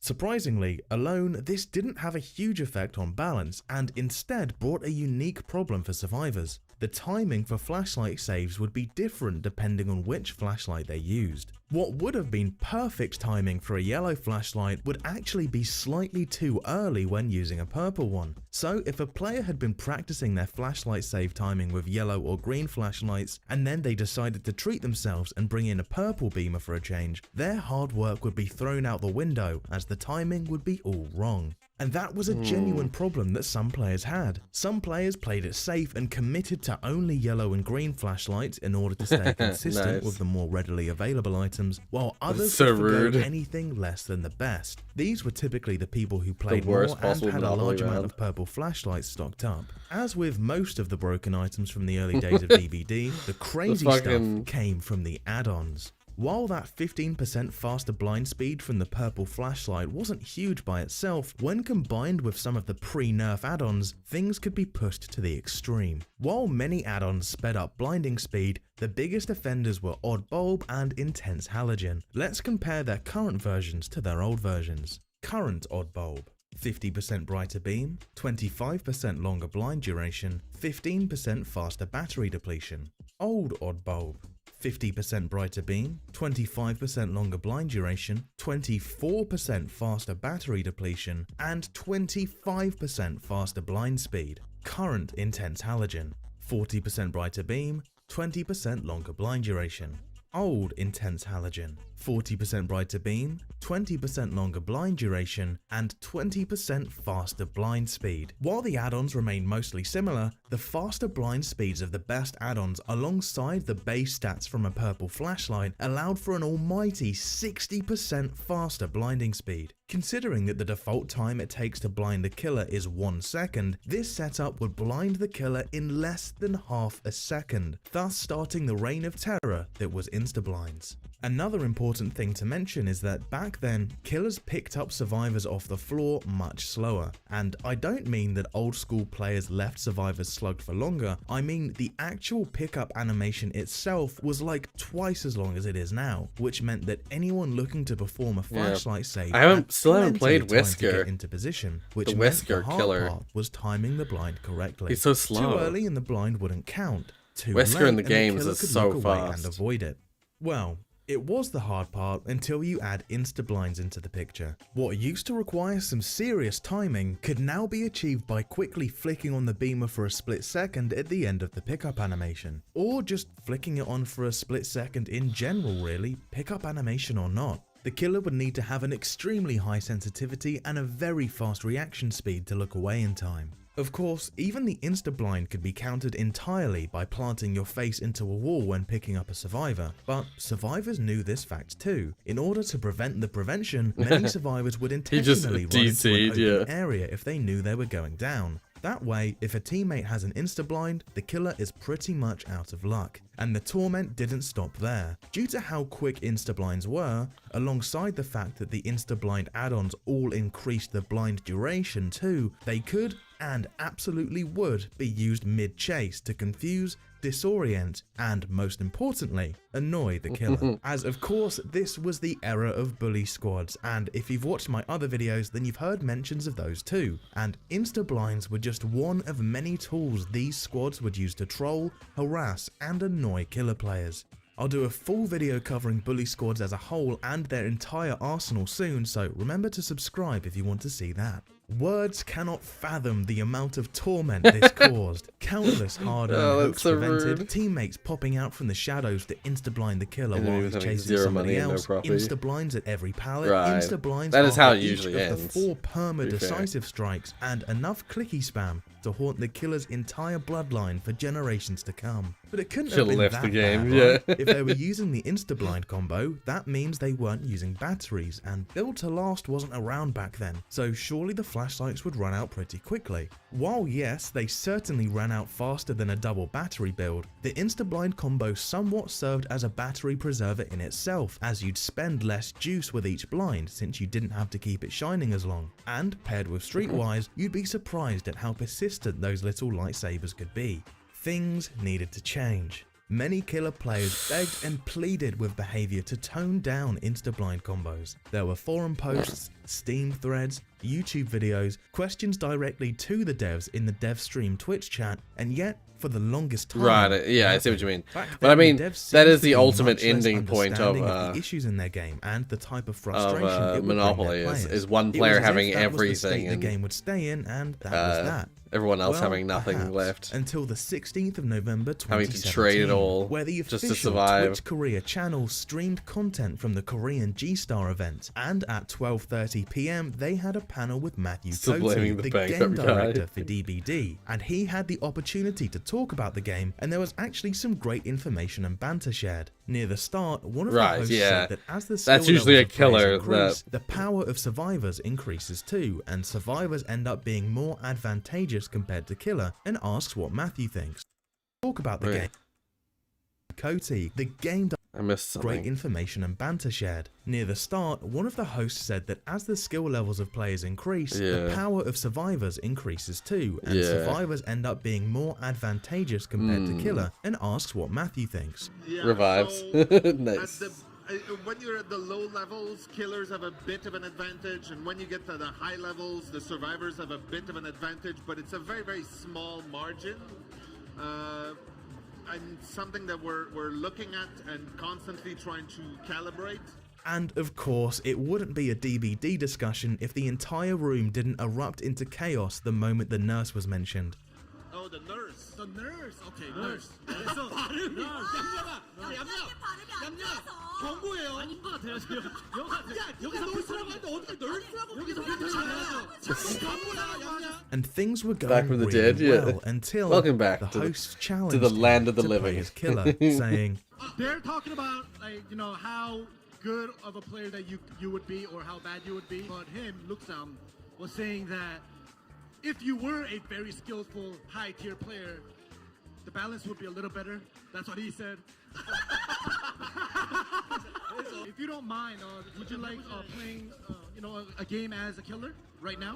Sure, I can do that. and with that, Matthew switched to his favourite killer, who at the time was the Hag, and queued up into a public match against the general Korean player base. And in under 45 seconds of the match starting, the survivors had already lost interest in the generators and had a new plaything in mind: the killer. 방금 그 놀린 분이 After spamming alerts to get the killer's attention, they immediately took to spamming flashlight clicks and started the chase. Ah. So When they the were first trying to. survivor was within lunge range. A miss. After the second miss, the onslaught of insta-blind spam had begun as he teleported to a trap set off by a different survivor.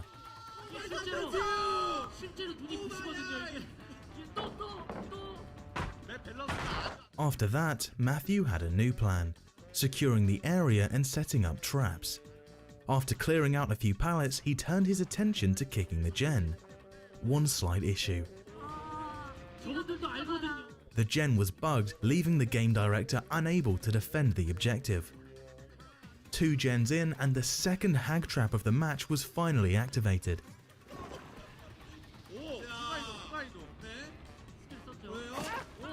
At the a time, clean I hit, followed by teabagging, and not one,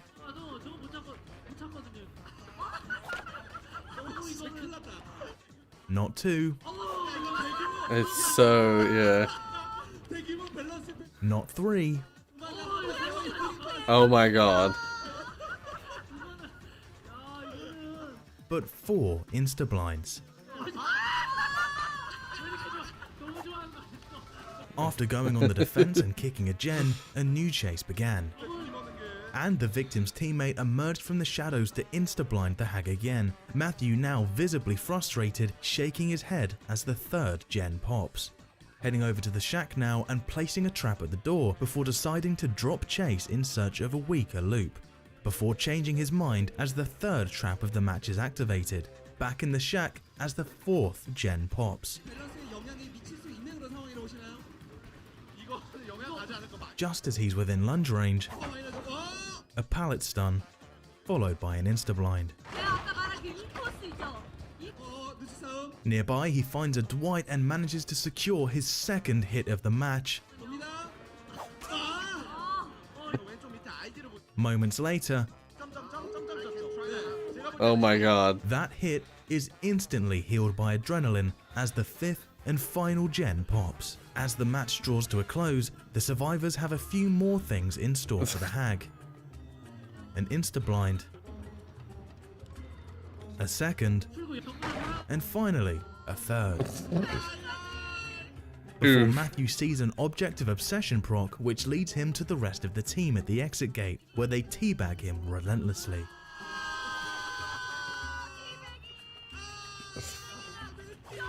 So fucking toxic. And a nod for good luck.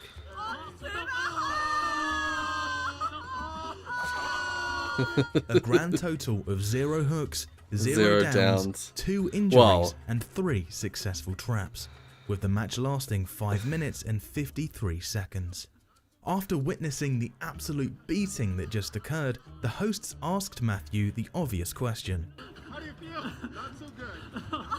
You know, now you felt how, you know, the killers feel when, you know, a team of 3, a team of 4 go up against you with flashlights and they just play around with you. So why not upgrade the killers a little bit if you felt what, you know, the pain was as being alone in the woods, Yeah. as a No. killer by yourself. What it isn't as they would have they did proceed with the correct course of action, which is not actually to boost the killers in this situation, because the problem is if you boost the killers, then people who aren't like hardcores, people who aren't like toxic, will struggle against the new harder killers.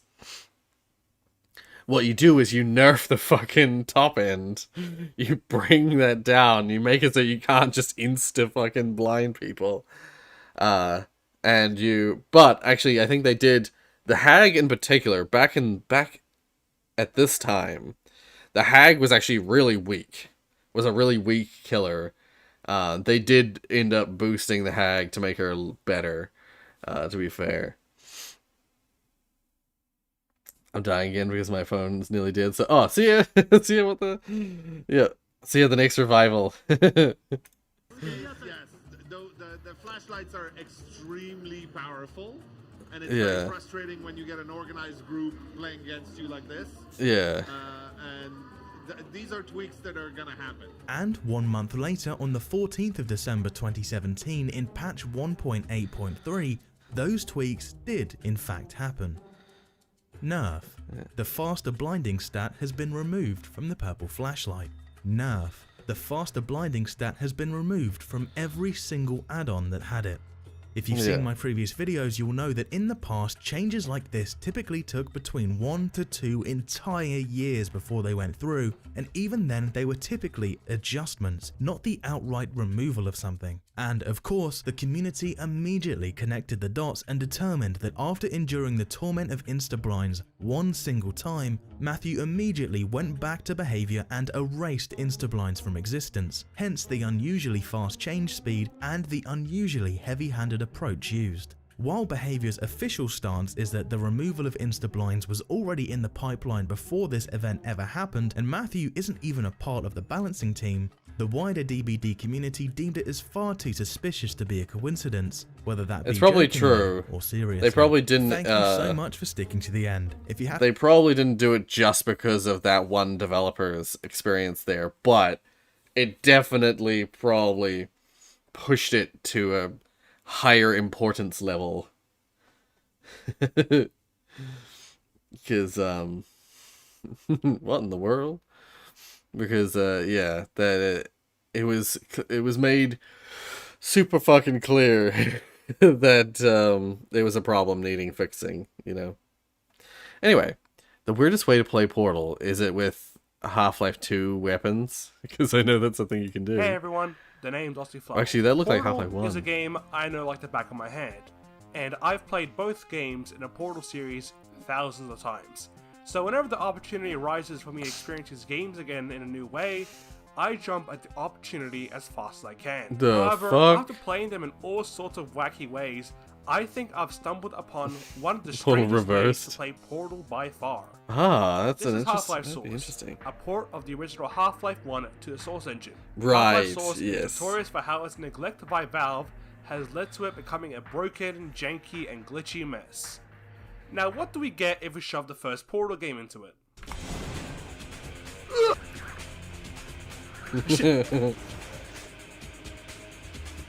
This Using is a mod fucking for snarks. Portal done Half-Life Source, which does exactly that for us. The Portal gun is entirely gone, and you're equipped with the arsenal and movement of Half-Life 1.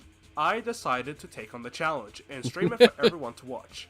If that clip you just saw hasn't told you it already, things are going to get absolutely bizarre. This is genuinely the most deranged Portal gameplay I have ever recorded. Now, let's get into it. So, here we are, Portal 1. So, there's a lot of techniques that are going to be used in this. One thing is that you can't pick up physics props, like, at all. You can't, you just can't. You straight up just can't. I'm, like, pressing E. You can't. So, you have to move them using weapons. You're doing very well. Please be advised there ain't noticeable taste of blood. It is not part of any There's protocol, but is an unintended side effect. of the Aperture Science Material Emancipation Drill, which In semi-rare cases. So what you just saw there is the very first technique that we're going to be using a lot of the run. And that's snarks. Snarks can be embedded into walls for whatever reason. If you like place them incorrectly. Also, they took my portal gun, I can't have sh. Alright, I know about the strat for this chamber is honestly ridiculous. welcome to test chamber 4. You're doing quite well. If you don't do that, you're fucked. You bought something stronger than a portal gun this time. True, I did. For the record, I'm going into this partially blind. So I don't know what goes on beyond some chambers. I've seen like some of the strats and that's about it. Alright. This is where shit gets stuck, getting a bit more insane.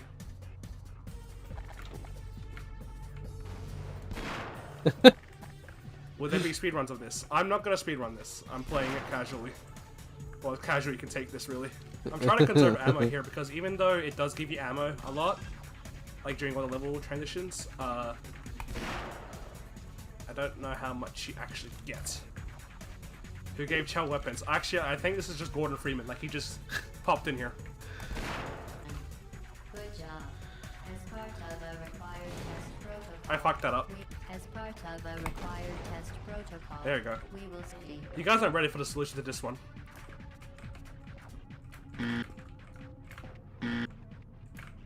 I swear it's here. There you go.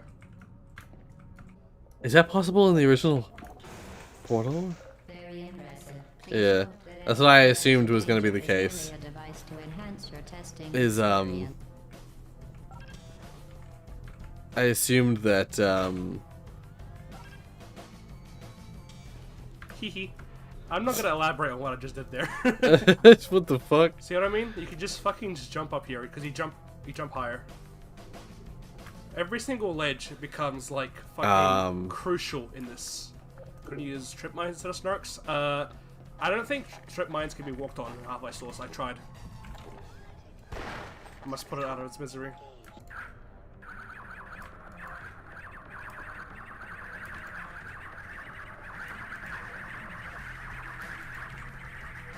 This is genuinely nerve-wracking. I think I might have to use the glue on for this. Right. I was like, what was I saying before? I think, How many snarks do I have left? Maybe you can be gamers? Fuck. the, We're not gamers, ladies and gentlemen. Gauss We're not gamers. gun Hey, Mr. Flower, have you ever played Portal? It's a neat game. We think is, I assumed I'll that check that it was out. going to be a lot of At the mine on the door, so the at least push the solution. button. Fuck, you're smart, actually. I hadn't thought about that. Hang on. Dying from falling into chambers feels so wrong. Yeah, I mean, Black Mesa could steal so much from Aperture, but they couldn't even steal Longfall boots. Come on. Yeah. God, I used a lot of snarks there. Uh-oh.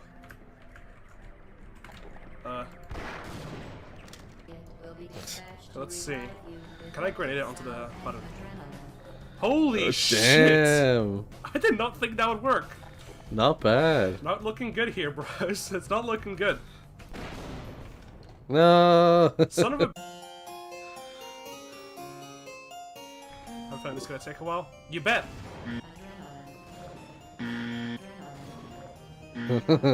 Adrenaline. Adrenaline. We're gonna be here a while if you can't tell. Adrenaline. Adrenaline. Anyone's getting tired of hearing that? I sure am. Actually, what if I Battle try Royce hates portals? No, not at all. Satchel doesn't do quite enough. What about 2 satchels? Too Too much. much. Won't be dispatched to revive you. You gotta fucking die now. Feel like I gotta use the tower cannon? Hang on, let me try. Maybe actually, hang on. Holy shit! Holy shit, I did not expect that. Could fall See the way asleep. they fucking spun? By the way? We can be gamers just for one I day. don't think I have legit fallen asleep yet, but You can't my tell, eyes are starting to get a little heavy. Now you're thinking with negative portals. -2 portals. Oh yeah, this is the first of the map edits. Because this map is impossible. Literally impossible, So, yeah. teleport. Okay. Snarks are very useful if you can't tell. Shit, is Snark climbing an actual thing in vanilla Half-Life or just for Half-Life Source? I think No, I it might think it's be just for Half-Life Source. Source. I'm not Yeah. sure. No, you use as Oh shit! What the fuck? It escaped as from was the pointed wall. out It earlier, escaped from the you use trip mines in HB6 original does not do a good job. Half-Life. Yeah, it's effective. Just trip mines have a hitbox. Oh shit! The HGC right here. Actually, wait, what am I doing? Yeah, what are you doing? I have guns. I suppose you can just go straight to the end.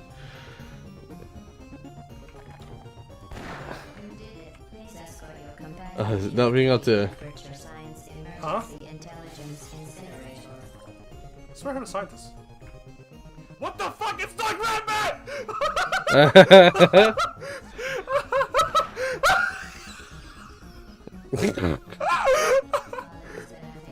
He enjoyed that way too much.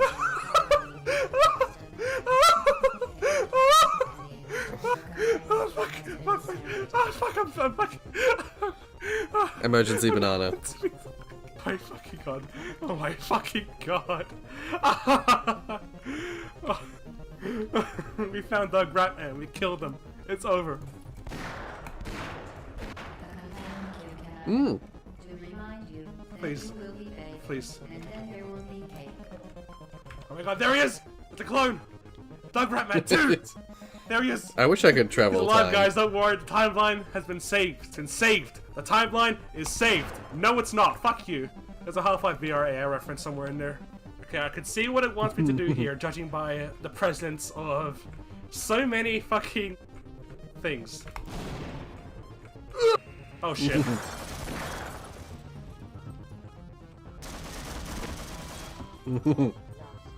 First turret death, ladies and gentlemen. You skipped the first rat den in the turret test. There's still a rat clone out there. The timeline's been saved. Okay, so how do we get the cube? This is the interesting predicament. Because the pellet launcher doesn't work. Wait, it activates if I get over there. Hang on. The fucking platform activates if I get over there. Yes!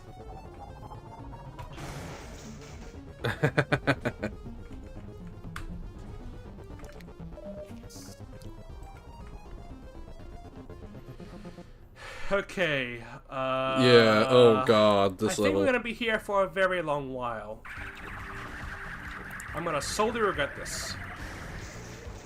Yep.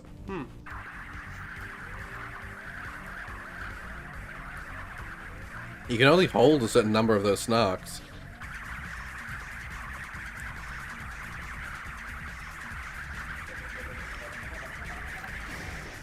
Shit. Shit, that's the wrong fucking... What in the actual hell did I just join into? My personal hell, I think. What is he doing? Alright, this isn't... Snarks aren't getting far enough. We need to employ different, more radical beans. That's the problem, is you're gonna kill yourself. That not work. That What not if I work. put a... Perfect.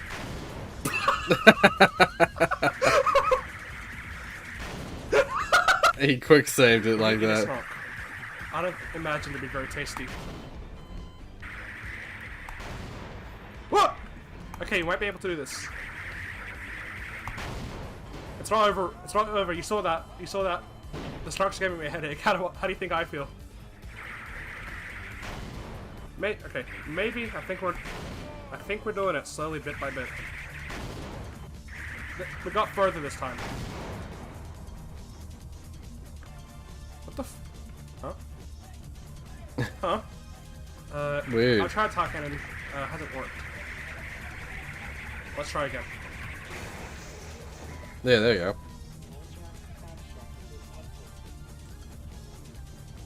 Motherfucker. That was like an hour, probably. We made it! We made it! Holy shit. We fucking made it, guys. Look at that. That's Climb fucking back wild. portals. We did it. Without portals, we fucking did it. Yeah, I believe in the original Half-Life 1, Snarks God, more didn't snarks. have a hitbox, or if they did, you couldn't stand on them. I don't think you could. Oh oh, okay, okay. That actually hurt me. Holy shit, fucking killed it. It fucking destroyed it. Wasn't even an explosion. Yeah, it's just gone. Yeah, sure, we'll go with it. We got it. There you go. You have to remember that fall damage exists. Yep. Okay. Yep. Yep. Yep. No damage. Okay. Oh my god, how am I gonna do this? Okay, let's see.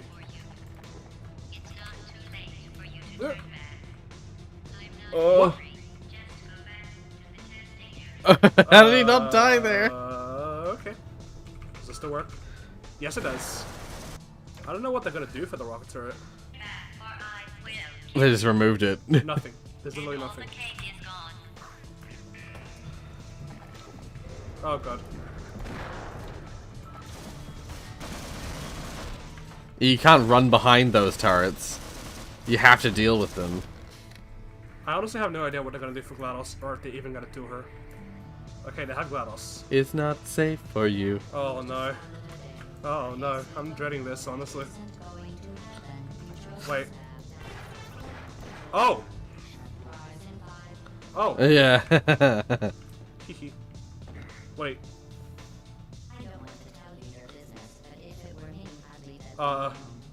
Guys, there's no course.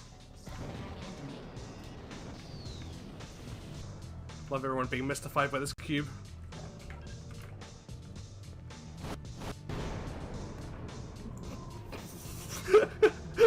Okay, they just The fucking cube was powering GLaDOS. yeah. They just replaced all We the did it, guys. The cube was holding the it all most together of the whole boss time. with just the one cube.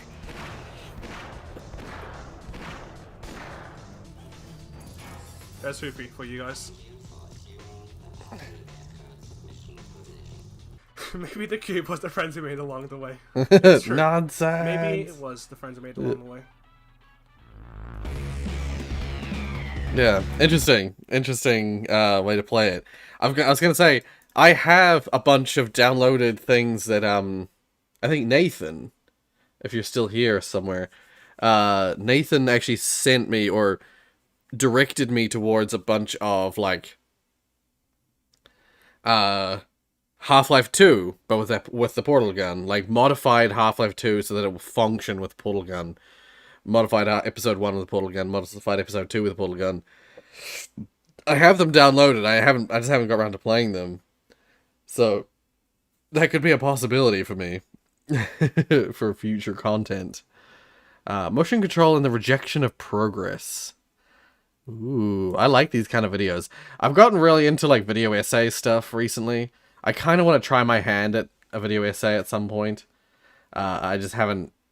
I'm not really like. While I got good at writing essays at school, I don't like the way that essays are formatted in schools. And so I'd have to do like an analysis of video essays to see how they write them, how people write a video essay, and then how I would go about making it if I wanted to make my own. I like video essays. I think they're interesting. But I need to make sure that I'm not just rambling, because when I do like a video where I'm like explaining something or I'm showing something off, I never script it. I just like me playing VR, me getting my VR thing set up. This is the most scripting I've ever done. Oh, I can even see it because the lighting. This is the most scripting I've ever done for a video in a long time. Where I'm like, for this part, I want to say this. This bit of text, I want to go with this image.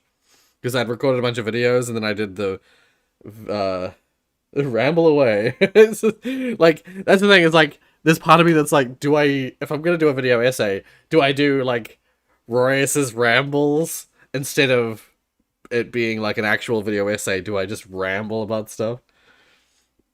You can't see and read? Oh, good, yeah. If I do it straight on, it's just white. But if I do it at an angle, you can see the text. And, yeah, I had a bunch of shots that I was like, these go together. These ones are by themselves. And I was like, I want to say this while this text, I want to say this while this video is playing. And not everything has a video attached to it. But then some, point to videos. And I only did it because there was videos that I was like, I need I need the videos and the text to line up. So I wrote down all the videos and then wrote out like a script. Basically just bullet points of what I wanted to say. I have personally found that is the best way for me to do speeches. Me to do like talking to an audience. Gamble away.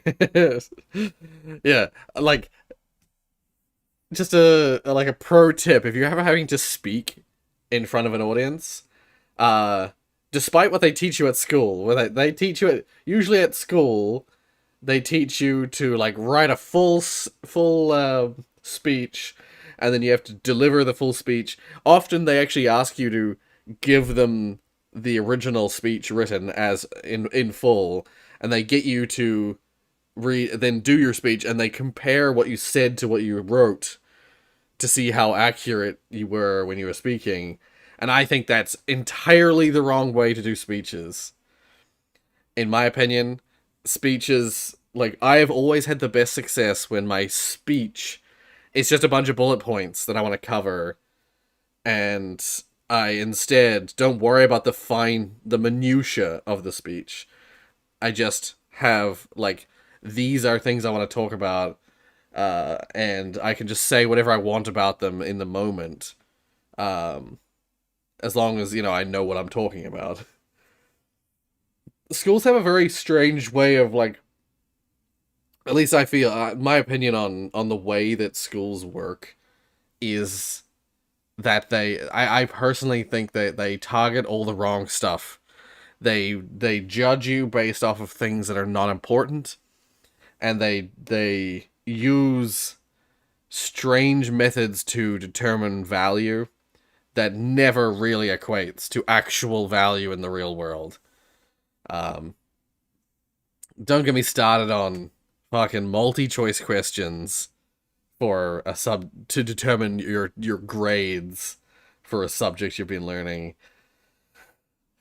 Let's just say, yeah, when it comes to speeches, I've personally found that when I've done the best, it's when I'm not being formally judged, when I'm allowed to write whatever kind of script I want, i.e., I just do bullet points and don't focus on the minutia, just focus on the big picture. Like, I want to say this, this, and this. These are the topics that I want to talk about. And I need, in those topics, there might be sub-points that are like, I need to mention this detail, this detail, this detail, about those topics. That's it. That's all the speech preparation that should be done. And if you're allowed to have cards, flashcards, that's all that's on the flashcards. It's like, topic, points you need to make about that topic, and that's it. My shoes are untied. Made you look hot. But yeah, that's personally, because like when I was at school, in my early years of school, I was terrible at speeches. I would be up there standing with my piece of paper, and I'd be like shaking in my hair, and at the time I had long hair, and I would just let it cover my face because I'm like so anxious and shy and embarrassed and everything. And I turned that around in my final year. I was getting praised about, like, as part of my project, as part of Portal Unity, I was giving speeches in front of, like, large sections of the school, in front of parents and stuff like that, about my project. And I was being constantly praised, like, how good your speeches were, how good my talking was in front of people. Then this is the guy who was basically failing speeches in English, and yet I was able to talk about Portal Unity like it was like I was a fucking professional speaker. And that disconnect of subject and actuality versus like that clicked in my head, that I was like, oh, what schools are telling me about my ability in terms of speaking is total bullshit. My ability to meet their fucking super specific criteria in the speech system does not match reality at all. In reality, if you're talking about a subject you actually care about, something you actually know and care about, I can talk in front of 1,000 people and not be embarrassed or shake or feel nervous, because I'm talking about something I know about, something I care about. I'm not talking about some topic I've just learnt 2 weeks ago. You're rambling, the Rero's dead, and you're rambling. I'm talking about something I care about, and I'm not tied to a super specific speech. That was my problem. That was always my problem, is that I'd get hooked on parts of my speech that I forget. I would forget a sentence of my speech, or I forget a specific word in a sentence of my speech, and I would struggle to push past that, because I need to say it, but I can't because I cannot remember it. I have the worst memory in the world. Anyway. Anyway. Yeah. Genuinely, the way that they teach speeches and stuff like that, I think it's all wrong at school. I think it should apply to everyone, that if you're talking about something you know, something you care about, and you don't make a really rigid speech, just write the things you want to talk about and add on to some bullet points. Like, you're gonna do so much better at speaking, and fuck the grades, fuck the school systems, the way they grade it. They should be watching you do natural speeches like that and determine your speaking abilities from those natural forms, not from a rigid set of requirements that they usually put you up against. Anyway. Wii Anyway. from Nintendo will change game control forever. Welcome to your motion-controlled future. You will dance and sing. You will play Call of Duty with a balance board. When you have played too long, you will be reminded to go outside. When you have Feel been outside horrified. too long, you will be reminded to play Wii. Let's dance. Just dance.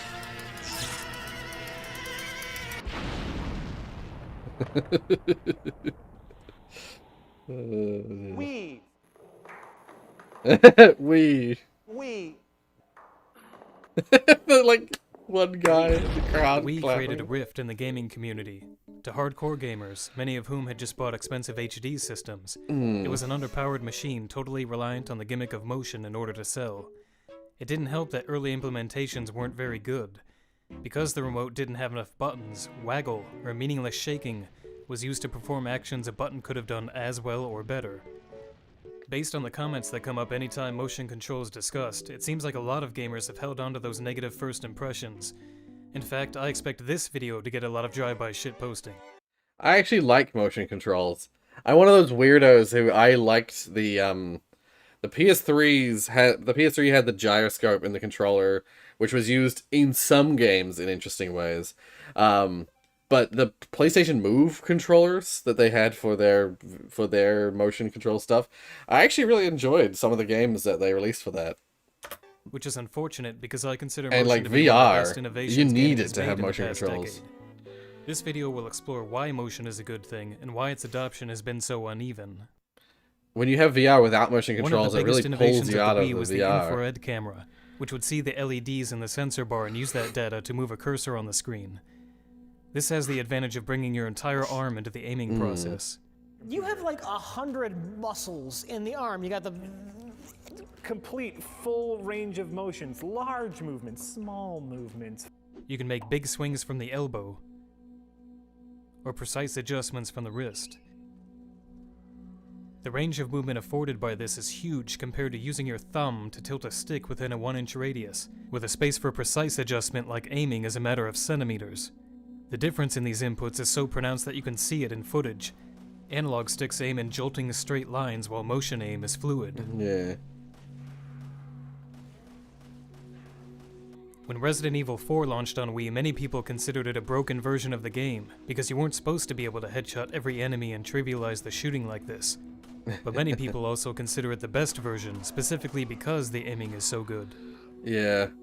Sin and Punishment 2 is another example of this. I remember when I found out that the Wii had like motion control version of Resident Evil 4, I was actually kind of like, whoa, that's crazy, because that totally changes your ability to interact with the world, because like half of the difficulty of that game is the difficulty of the control scheme. The remake would be impossible. The way that enemies move and stuff like that would be impossible with the old control scheme, I think. Using mouse and keyboard and having such free movement of aiming is so much better. Same thing. Treasure had designed it with the GameCube controller and expected Nintendo's testers to say it was too hard, because if you're unfamiliar with Treasure, their games are batshit insane. Instead, Nintendo said it was too easy. They had been using the Wii Remote nunchuck, and they made short work of segments that were challenging on a traditional controller. Good luck making movements like this with an analog stick. Goddamn son of a bitch! The game had to be rebalanced to work because the IR camera was like cheating in games built for analog sticks. But it's not a cheat to use your own movement. The shooting is only easier because your intentions are realized better. Yeah. This advantage gets more interesting when looking at competitive shooters, since they pitted remotes and controllers against each other. One would assume that a generational leap in control would have been a selling point for these games, but it was just the opposite. Because of the stigma surrounding the remote, GoldenEye was promoted with a dual analog bundle, with a lot of publications suggesting you'd be a fool for using anything else. It was as if the remote was only good for Wii Sports and didn't have this huge advancement in aiming built into it. This is where we have to address the illusion that dual analog is good enough. that sticks are the ideal input and that any attempt at change is a gimmick. You may have noticed that I'm not aiming at these enemies, yet the gun is finding its way to them. Yeah. This is the crutch that makes dual analog viable. Because sticks are blunt and imprecise, developers have to deploy a lot of tricks to make it feel like you're aiming well. You Yeah. can see the aim assist that moves your reticle onto an enemy, but there are hidden layers beyond that. Don't even have to touch the right joystick. And then when I aim down the sights, this little cross here that you see is actually where the bullets will bend towards. And as I go over him, you'll see it actually snaps to him. Magnetism basically means that we slow down your turning speed when you get close to an enemy. When you're inside of the magnetism cone, any movement that this guy does, your reticle will try and follow him. Maybe you don't notice that it's helping that Right. much. Yeah, it just feels like you're that badass. Yeah. This is the reality of dual analog, an input method so poor that the game practically has to cheat on your behalf to make it work. Yeah. One would think that the people who consider themselves the most skilled players would embrace the first input on console accurate enough to play without these assists, not reject it on sight. These assists are part of the reason the remote never caught on as well as it deserved. It didn't really matter that aiming was better when all you had to do was face the enemy and pull the trigger. Nintendo took the hint that many gamers weren't willing to move on, and with few exceptions, IR camera aiming died out when the Wii did.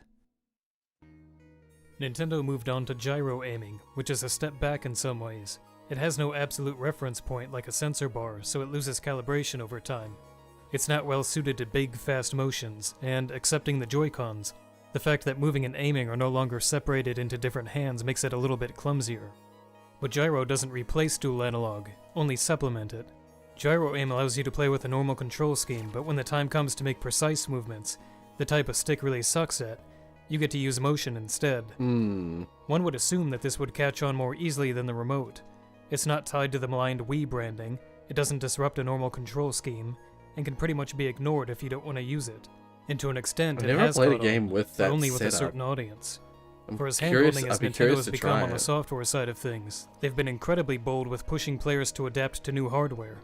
Splatoon had a pre-release demo that left a lot of people confused and frustrated by the default motion controls. By the time the game launched, most people had adapted, and Splatoon has become one of Nintendo's best sellers using that same control scheme. It takes time to adapt to change, and this learning curve isn't unique to motion control. When dual analog first appeared, there was retroactively hilarious pushback about how awful it was. My first reaction to Mario 64 was wishing I could use the D-pad I was familiar with instead of the new analog stick. Getting over this curve requires you to devote time and energy to the controls, which a lot of That's interesting because on PlayStation, a lot of games allowed you to use both. Like in the very first subset of games, it was only up, down, left, right on the D-pad. But then a bunch of games, when the DualShock controller came out, a bunch of games allowed you to switch back and forth between D-pad and analog stick. One second, I'm being sent notifications. I'm just gonna turn my Wi-Fi off. There we go. So it's interesting to hear that Mario 64 actually required you to use the stick. I was gonna say there's only one game I can think of on the PS1 that required you to use the stick, and that was Ape Escape. Ape Escape required it because the control scheme just wouldn't work with. I mean, you could theoretically switch out the directions with the D-pad, but so much of that game relied on at least having one joystick, because there's the movement that was controlled with the left joystick, and then attacking was controlled with the right. So you had like a saber, you had like a little stun stick, and when you push the right joystick forward, you would like swing your bat forward, and then if you like spun the right stick around, he would spin the stick around himself. And there was like this one gadget that you would get, which is like what allows you to fly, and you had to spin the right stick around. You had to like circle it constantly to get him to do his like flying thing. And so like control scheme was intrinsic with the joystick. Interesting that Mario 64 requires a joystick, and interesting because the Nintendo 64 only had one joystick, so they used it for the movement. people aren't willing to do interesting to for me. motion, because it's not cool. It's tainted with casual cooties. or they're just too used to sticks to bother. Some Xbox and PlayStation gamers seem to take pride in the fact that their platforms don't have motion. In Sony's case, the DualShock 4 has the same in the fact that their platform. Right, yeah. Love the idea of it. I'd give it a try. It looks interesting. Have a go, but I'm skeptical. No. Platforms don't have motion. In Sony's case, the DualShock 4 has the same capability as Nintendo's controllers, yet motion is rarely an option in shooting games. It's not as if developers aren't willing to do the work. Many multi-platforms have gyro aim on Switch, and it's because Nintendo's audience asks for it. And that's because Nintendo has had the balls to push through the trial and error of finding something better every generation. Microsoft and Sony haven't been known to push players out of their comfort zones like this. As a result, their hardcore players are mostly I will say though, when it comes to the PlayStation controller, it has the capability to have gyro controls. It's on the developers of the games to then implement that. The Xbox controller has much less like changes from each controller to controller. The PlayStation ones at least have had some variations added over the years. I mean, it started with the fucking trial and error of finding something better every generation. Microsoft and Sony, the fucking Sony PS1 started with this. It is slightly better than an NES controller. It's like one step up from an NES controller. Something just went thud on the house. Ooh. And then yeah, they added the DualShock, which was a big improvement. I think the problem was Sony hit fucking gold with this controller layout. Most people loved that kind of controller layout, so there wasn't much incentive to change it further. No one fucking likes the Nintendo 64 controller. You love the new house soundscape? Thud. known to push players. I was gonna say, the PS3's ones, it visually looks the same as the PS2's. Very similar, at least. But it has the motion, the 6th Sense motion controls, and it's the first of the wireless ones. With the home button replacing the digital. Yeah, that's analog digital button. Used to be what you would do to switch between using this to move and this to move. Is the analog button. Been known to push but they players replaced it with the home button for PS3 because there was like no point in that button. Out of their comfort zone. And then PS4 actually made quite the change. They improved like the way that the controller feels, like the like physicality of it feels quite different. It's weird because it still looks visually very similar, but it actually feels quite different to hold. The joysticks have these like indents which make them a little easier to work. You don't slide off them as easy. It has the speaker inside it, which can play some of the audio. The touchpad, which has been used in interesting ways. You can click either side of it, or you can just hover, or you can click the middle. I think 3 buttons there, plus just being able to touch it, like a touchpad. And then they changed the select to share, and they had options instead of start. Other than that, it's basically the same. Oh, something else was also the PS3 controller, the previous one, had the triggers actually were variable, like they had like a distance to them instead of being singular button presses.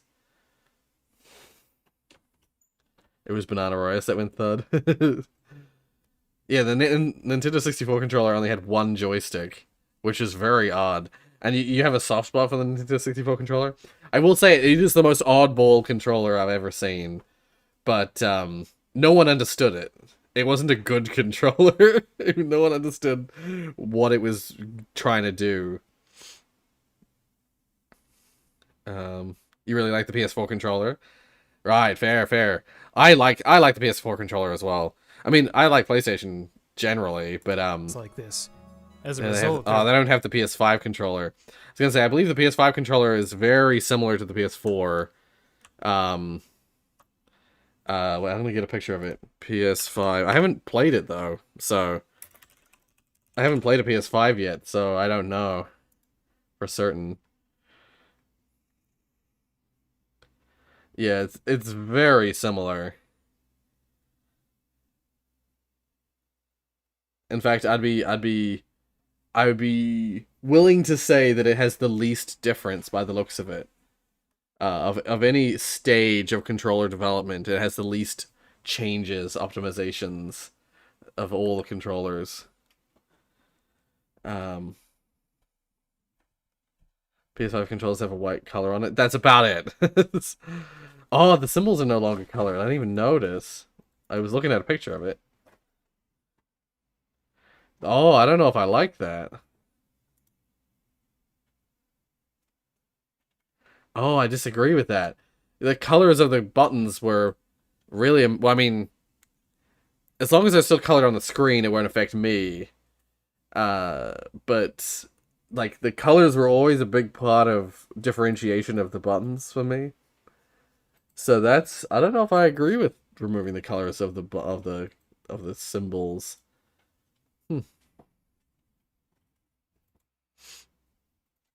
I feel the analog stick for the N64 feels uncomfortable. Oh, that's I've heard about that. People literally getting, like, when you have to do stuff like this with the N64's analog stick, literally getting calluses or like blisters on their hand because if I recall correctly, the Nintendo 64's analog stick, it's just straight plastic with rings of plastic to try and give you extra grip. But those rings of plastic turn it into a cheese grater when you're trying to do stuff like that. Yeah. I hate it when they try to make stuff more simple. I agree. Yeah, what is the point of removing the colors? I'm gonna get the picture I'm looking at up here. Um, what would it be different about just making this subtly green, subtly pink, subtly blue, and subtly red? Like, what would change if they did it like that? Why make them bland and colorless? My eyes are like playing tricks on me, trying to put color into those button. Oopsies, didn't mean to go to a store. That's actually quite upsetting. And then they have ones with them that don't even have the symbols on them. Ugh. It's been flipped. What the fuck? Yeah, that's actually quite upsetting to me.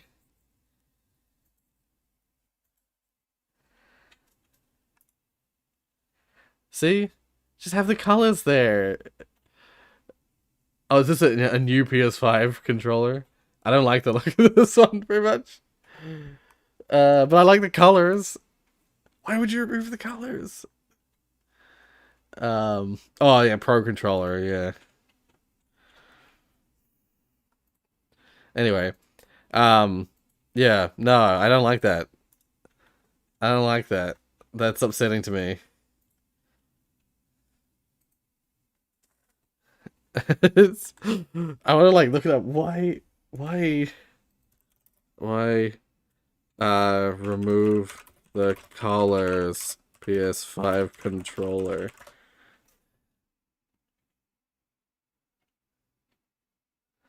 Because the gray is more universal.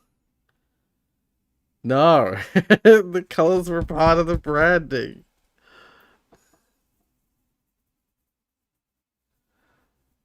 Sony's PS5 designer, this guy, says that PS5 still since goes for gray rather than a kind of color scheme because the gray is more universal.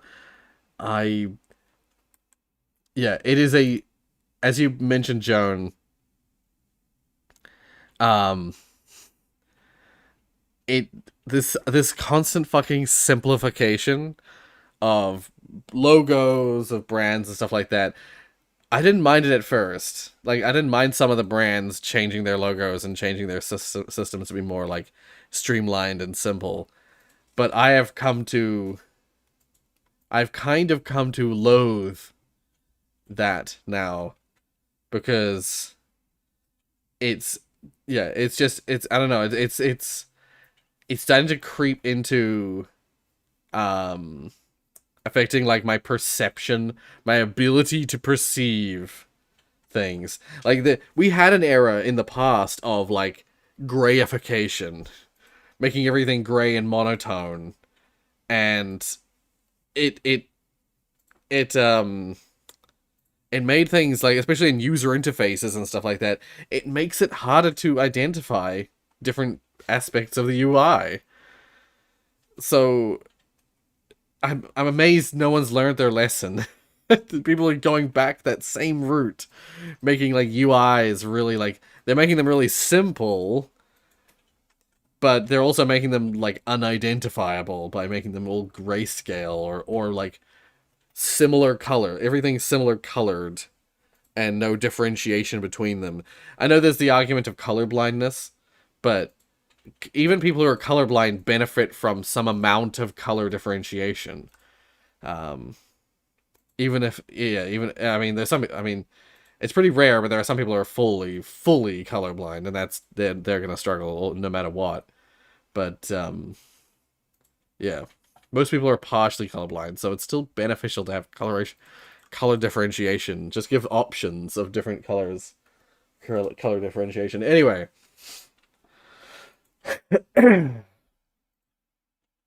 At least you can fill in the colors.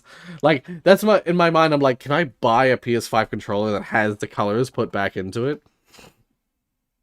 Please. Yeah, anyway. As a result, their hardcore players... See, look at these vibrant colors. Players are mostly free to think that motion control doesn't work without ever really being challenged about it. And these are the... But if you... I bet... Wait. What's the latest Xbox? Xbox... Is it SX? Controller.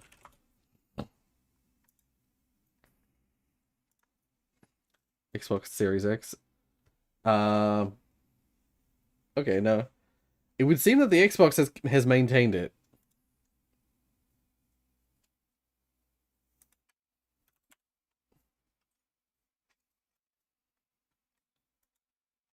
They've got versions that don't have colors, but the main controller still has the color scheme. That's good. Yeah, it has a share button now? Oh, interesting. What's even worse about the PS5 controllers is that they have poor battery life. Oh. And the DualSense Edge is $200. Right. That's interesting. I thought I had heard the opposite. I could have sworn that I had heard that PS5 controllers have really great battery life, but I'm probably misremembering. Banana Rorius Googling why PS5 controllers have no color. Google answer about PS5 because we hate colors. No, I like colors. I like colors. I like colorful stuff. Even in the eras where like everything's goes monotone. There's been a couple of eras in recent history where everything keeps going monotone. I like the ones that stand out to me are the ones with pops of vibrant color. I like simplicity if you still have those like splashes of just like bright, vibrant color. You need it. You can't just go monotone. Monotone doesn't work. You need that sharp pop of color in order to make it stand out, feel good, feel vibrant. Anyway, I still want to get a PS5. I really do. There's still some games on the PS5 I really want to try, and there's some exclusive stuff that I really want to get on PS5. And I'm still a Sony boy at heart.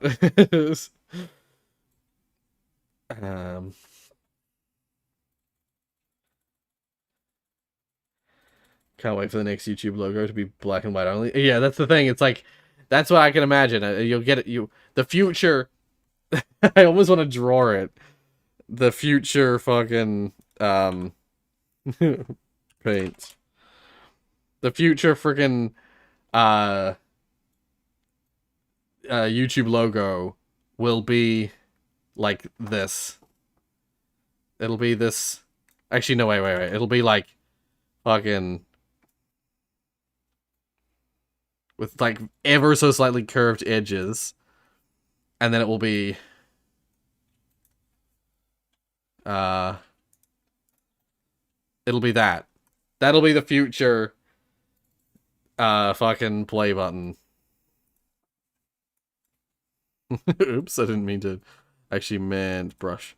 But now actually I want to fill, we just fill this with gray. This will be the future fucking YouTube play button. The logo. Actually, yeah, no, you're right. It won't even have the play button. What it will have is, if I just get the brush, make it massive. Oh, it's still really thin. It's, 1 second. You know what?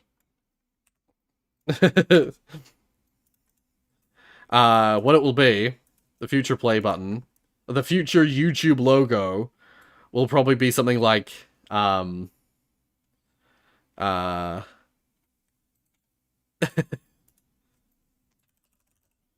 whoops.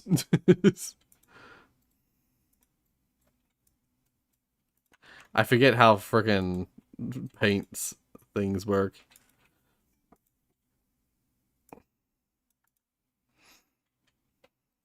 It'll either be just that, or it will be, like, something like that. I would not be surprised at all, or even worse. Oops.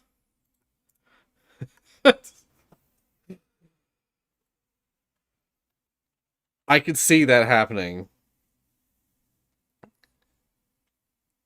YT.com. It's like Whitey. Like, Whitey. Anyway, pissed me off. Like, at first, when the Pepsi logo was, like, lowercased and it was, you know, Pepsi, I actually kind of liked that design. But they still had, they had the Pepsi lowercase and everything, but they still had the red and blue color scheme and then, like, this, like, cobalt blue, like, can design. And so I actually kind of liked it. Because it still had that pop of color. Yeah, I don't know. If you want to talk about hardcore gamers, there's no one more hardcore than the PC crowd. The self-proclaimed master race, which wrenches at the thought of using anything but a keyboard and mouse for shooters. And they seem to like motion quite a bit. The feature we're going to talk about today is the motion controls. Oh, it's so easy. Headshots, and it feels really comfortable, too. Wait. It doesn't work without ever really core than the PC about it. Yeah. But it's free to think that motion control doesn't work without ever really being challenged about it. Yeah. But if you want to talk about hardcore gamers, there's no one more hardcore than the PC crowd. Yeah. The self-proclaimed master race, which retches at the thought of using anything but a keyboard and mouse for shooters. And they seem to like motion quite a bit. Yeah. So I think that's an interesting thing to note, is that the most hardcore of the gamers, your PC gamers, are actually more willing to embrace different kinds of control systems.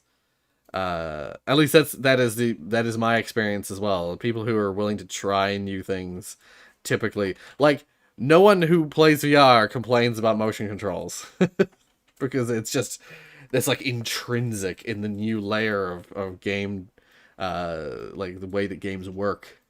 Is the motion controls. Oh, it's so easy. Headshots, and it feels really comfortable, too. I was actually quite surprised with the amount of headshots I was able to land this game, so I think the motion controls actually fit MGS5 pretty well. Not a very publicized thing, but it actually works really well in-game. I like the motion controls. The Steam controller was intended to revolutionize with its trackpads, but to Valve's surprise, a lot of gamers used the motion sensors to emulate Nintendo-style gyro aim instead. Valve didn't advertise the feature much. PC gamers sought it out and adopted it themselves, joining Nintendo's audience in embracing gyro control. So why have the hardcorest of the hardcore accepted motion while console gamers won't? Part of it is that PC gamers are already acutely aware that there are better inputs than dual analog, while console gamers seem fine recycling it forever. There's also less partisanship over controllers on PC since it has so many input methods. Over 21 million controller users on Steam are not using the default Xbox gamepads.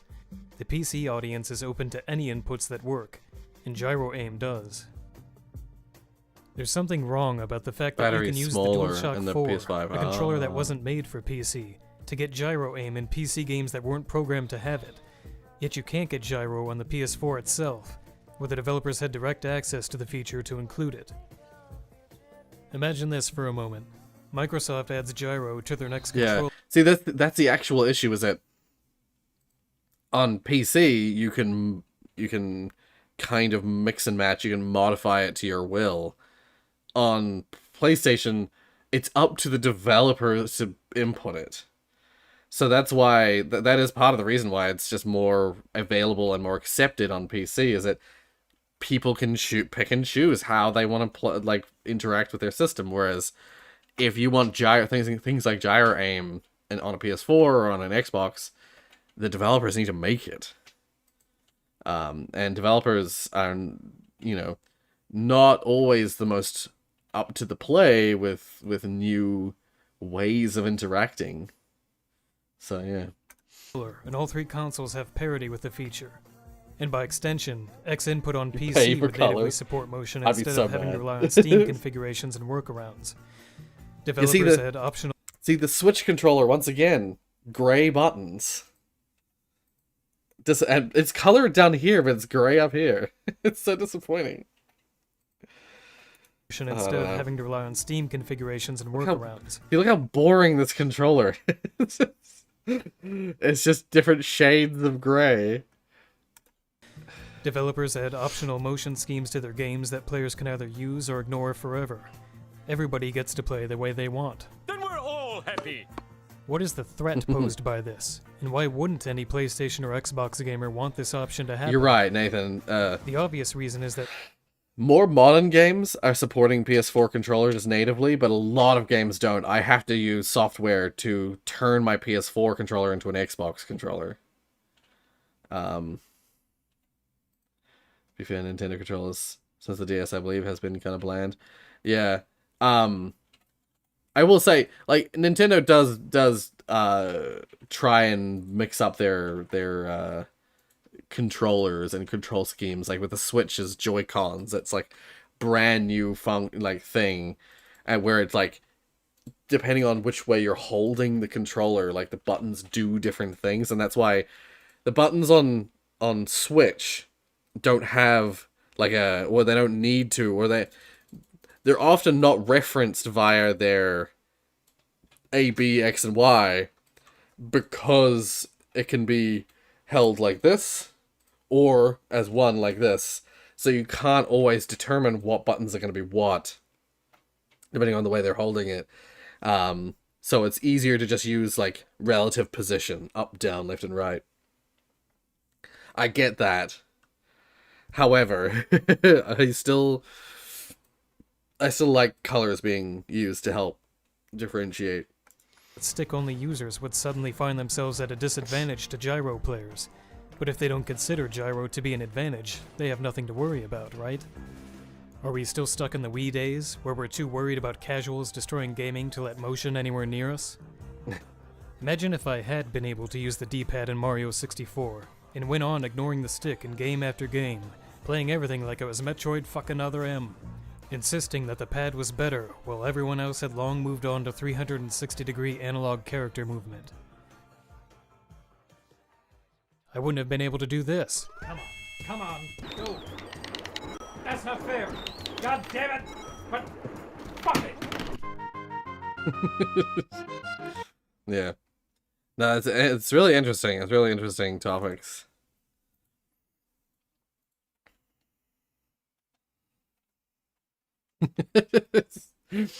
I didn't get this picture straight away. It took me a moment to realize what was happening. What game do I need to install to fix this texture glitch? Oh, yeah, nice. I like it. I have seen this before, but we'll watch a little bit of it. It's only a minute long, so.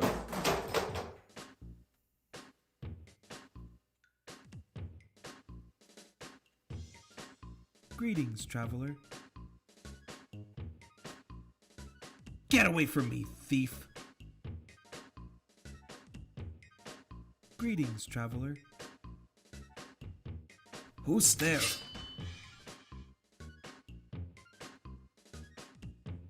Probably just the wind. The Nintendo Switch Lite doesn't have any colors on the buttons at all, yeah. I don't think so.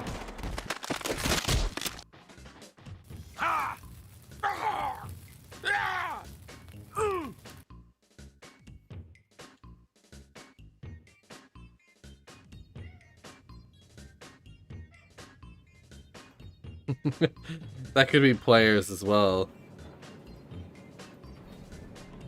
I like how the stuff keeps happening. The powder still gets added.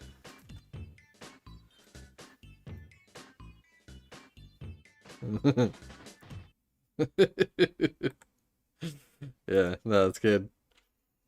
Alright, more stuff about Half-Life 2. It took me 3,500 hours to find / write down / be told by other people. Okay. He's surrendering. Bully him first. Huh? If you zoom with the suit and crossbow at the same time, you can get a weird effect on your screen.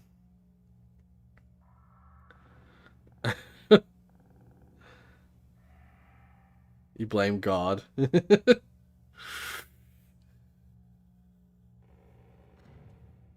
Yeah, what the? In this map, there are some boarded up doorways. One is textured normally, but the other is not.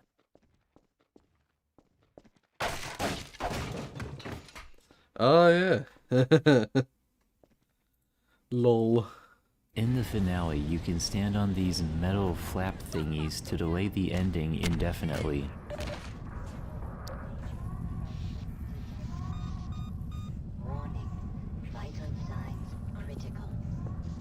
In the second map of Root Canal, there is a collapsed highway. The debris is in the direct path of the train tracks that were seen in the previous map, implying that none of those trains could have actually moved through there.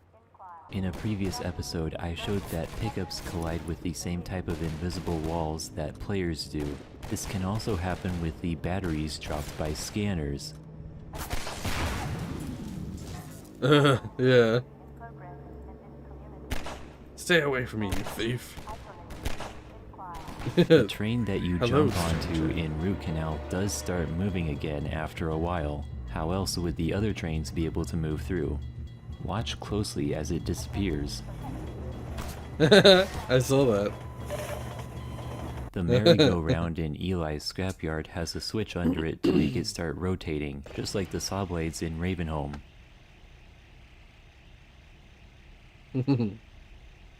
When this computer screen turns off, it doesn't turn black, it actually just disappears. Dad, it's Alex, do you read? Alex! What's going on in there? Where are you, Alex? We're in the scrapyard airlock, stuck in a full auto cycle. Is Gordon still with you? He's right here. Good. I want you to... Dad? Yeah. Take Gordon out of here. Head for the coast. Do not go through Rafe. Dad? Dad! Damn it! Once you have the supercharged gravity gun, you can pick up the pod that you were previously riding in. Note that you have to actually go through the previous map for the pod to be there. You cannot simply load directly into Citadel 3. This pod comes with not one, but 2 soft locks. If you enter the pod, you can no longer do anything. You cannot even be hurt.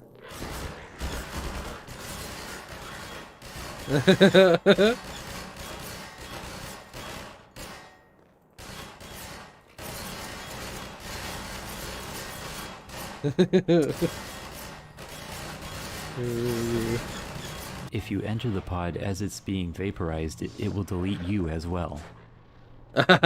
Nice.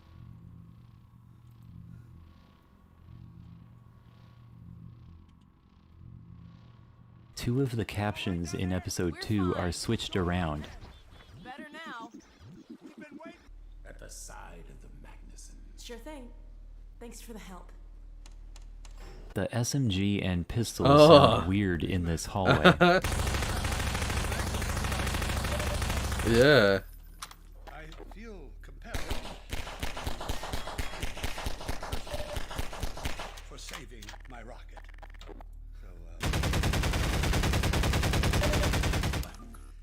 You can draw these bridges back up once they're down. Yeah. This can cause a variety of weird things.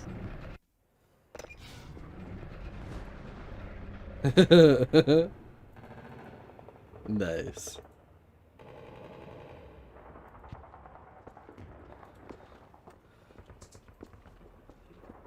I wasn't expecting him to actually do that.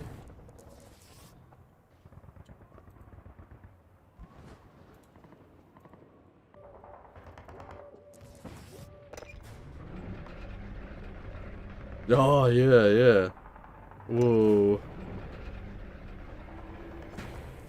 And how much of this is because of the updates from 2013?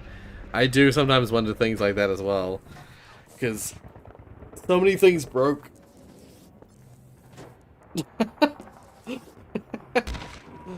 So many things broke with that, with the, like, attempt. With the attempt at streamlining all the games, making them all connected.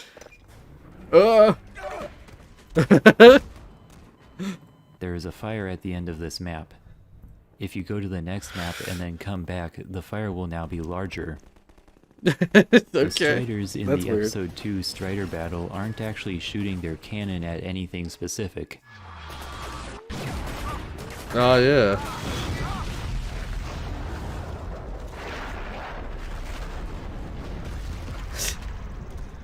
In the two places where you get on pods, you can jump into the place that the pods come from. It's not a very remarkable place. No.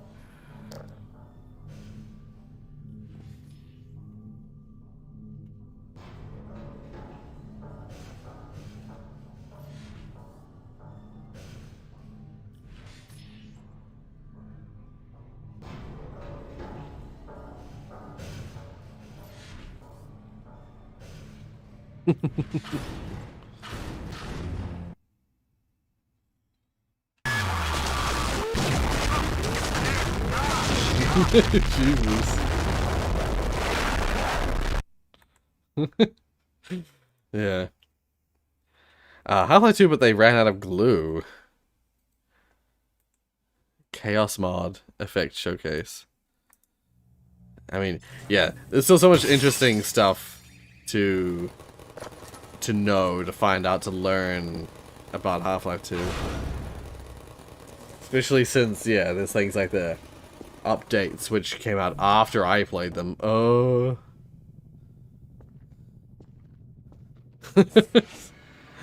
Oh, weird.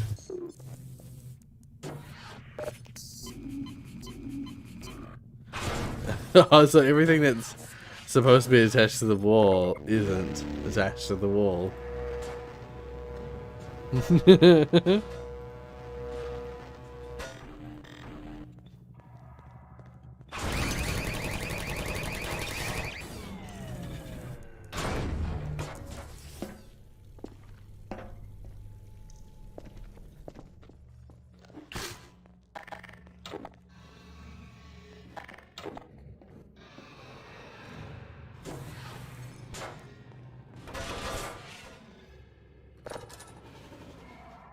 I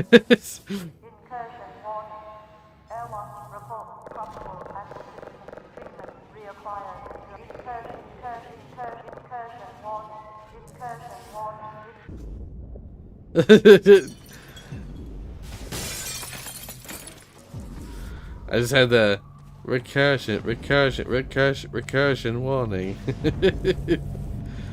Oh.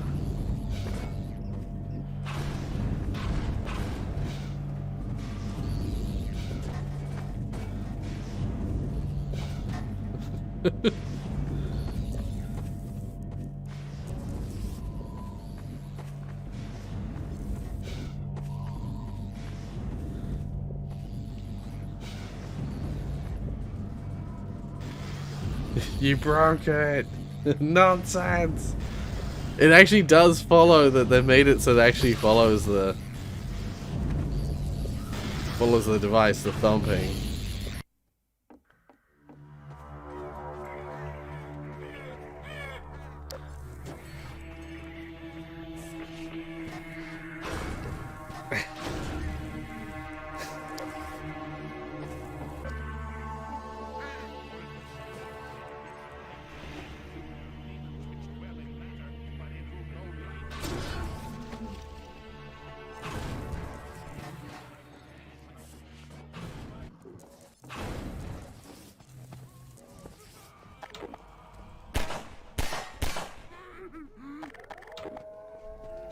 Oh god, I am.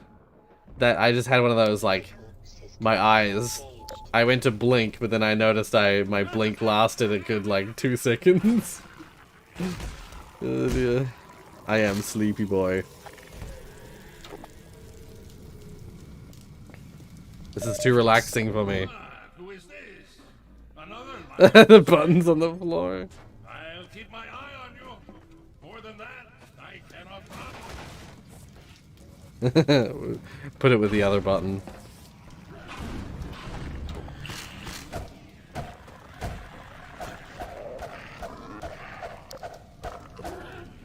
That's a neat mod idea. Especially if it allows you to go through the levels differently.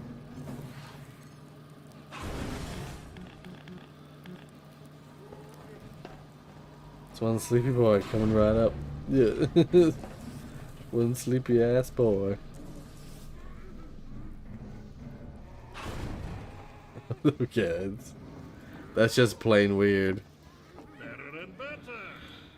I am Father Grigori. You have already met my congregation. Ooh.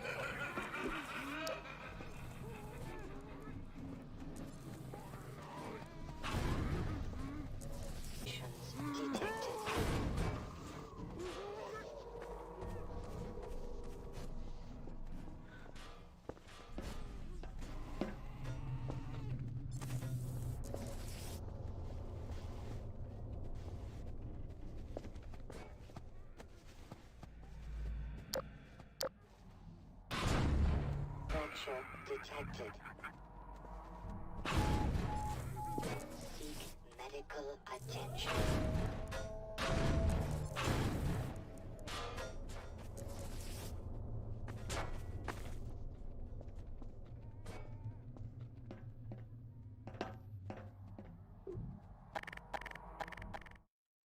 Hmm. Well. Interesting mod. Again, I have some mods and stuff like that. Sleep on your sofa. I will say, this couch is so much comfier than my old chair. So, sleeping on this thing is so much easier. Patrick flirts with Lois. What the fuck? my underwear? No! Did you want to? Patrick, you're not well. Get the hell away from my wife, you scumbag! Okay, but I must warn you. I happen to be a world championship kickboxer. Okay, that is the last time you are gonna pull that crap. Oh yeah. You hear me? No, please wait. Do you hear me?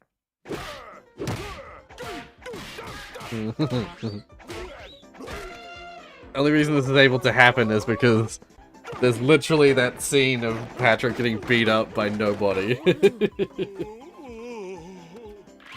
No, please, have mercy! You want to steal my wife? Roadhouse. Dear. I was gonna say it's funny because Lois has I believe they're using the Patrick that they're in her voice. They're using it because she has a brother named Patrick. So you use that rare episode when she says Patrick. Anyway, what's this? Double the trill, double the thrill. Licks. Oh, I saw this. I saw this somewhere, and it was described as the two cats are having a conversation. They're chatting with each other.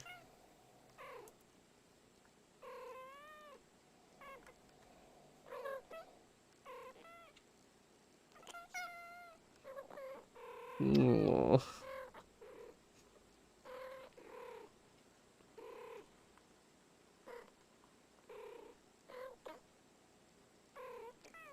Mm. They're so cute.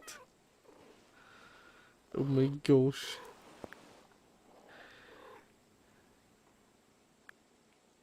The cuteness levels are off the chart. Ah. I'm really sad these days we can't it's so cute. We can't oh that's right, that's a post button. There's no free coins anymore. I can't no free thingies anymore. It used to be the like claim button up here and I could give people free awards.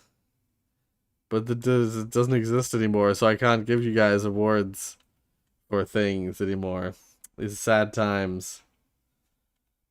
Ban him. Gonna fold until Peter was looking too far down in front of Patrick. Ah, yeah. Yeah, there was that one moment where he was like looking down when Patrick wasn't below, like right in front of him. Yeah. I wonder how that conversation went down. Yeah, well they seem to have had a good conversation. Forcing an AI to write Half-Life 4 and failing miserably. Did you watch the Half-Life 3 text adventure video? You mean the one you did a while ago? Well, because you need to know what happens in the story before we continue it. Were we even trying to do anything, or did we just leave Eli and then we got distracted? Well, I wasn't You knock Eli out with your I crowbar. know. I'm saying we in reference to me and Alex. I hate to break it to you, but she's not real. Not to me. Yeah, we're gonna need to talk about that one. Loot Adrian's corpse. Premium has faster loading speeds. I don't care. You move to the dead body of Adrian Shepard, aka the G-Man. Oh, he was an old friend of yours and the only person who knew about the location of the two of you. Okay, we're gonna retry. Yeah, I'm like, we have verifiable proof from the rest of the story that cannot happen. You lift up the man's corpse, tossing it out the window. And then you search through his corpse, taking his keys and wallet. So we throw him out the window, walk downstairs, go outside and take his keys and his wallet. We had to further disrespect his corpse. It's like, oh man, he got a 20 in there. Yeah, there's only 40 minutes left in the stream. Deal with that. Let's leave it at this. Gordon's a Psychopath arc, part 7. Against my better judgment, let's leave it at that. Should we ask Alex? Oh, 30-minute video. Oh, yeah. Should we just? I don't think I can watch too much of this. Let's just say that AIs can be really interesting, but they also can be really dumb.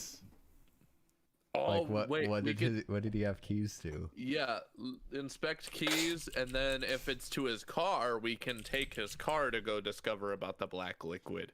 Okay, let's inspect his keys and then inspect his wallet afterward. Wait, what? Oh, it's for a green minivan. Oh, we're gonna be riding in style to find out what's oozing out of us. I thought we were driving pull it like a better out car first than and that then to get here in the first place. Well, yeah, but this is Adrian's car now. Okay, inspect. This is why I put it on the surface and then pull it. Give it. You look through the man's wallet, finding several credit cards and a photo of a family. You take the photo of the family out Mark of the wallet. brought me drink.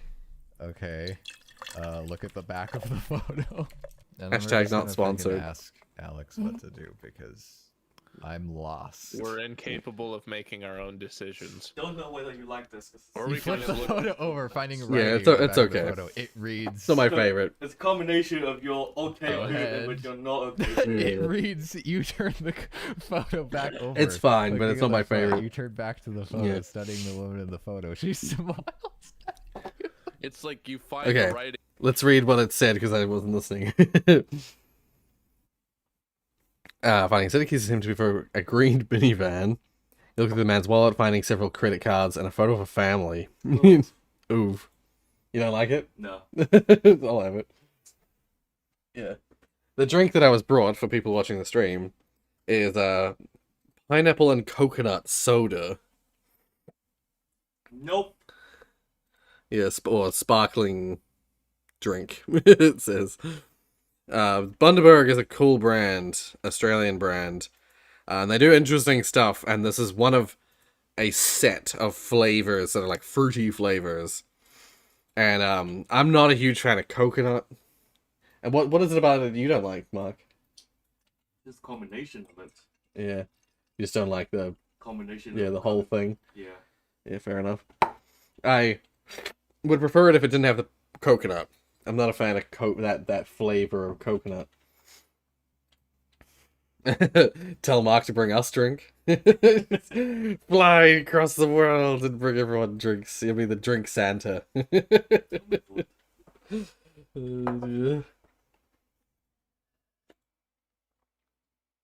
Here, have some.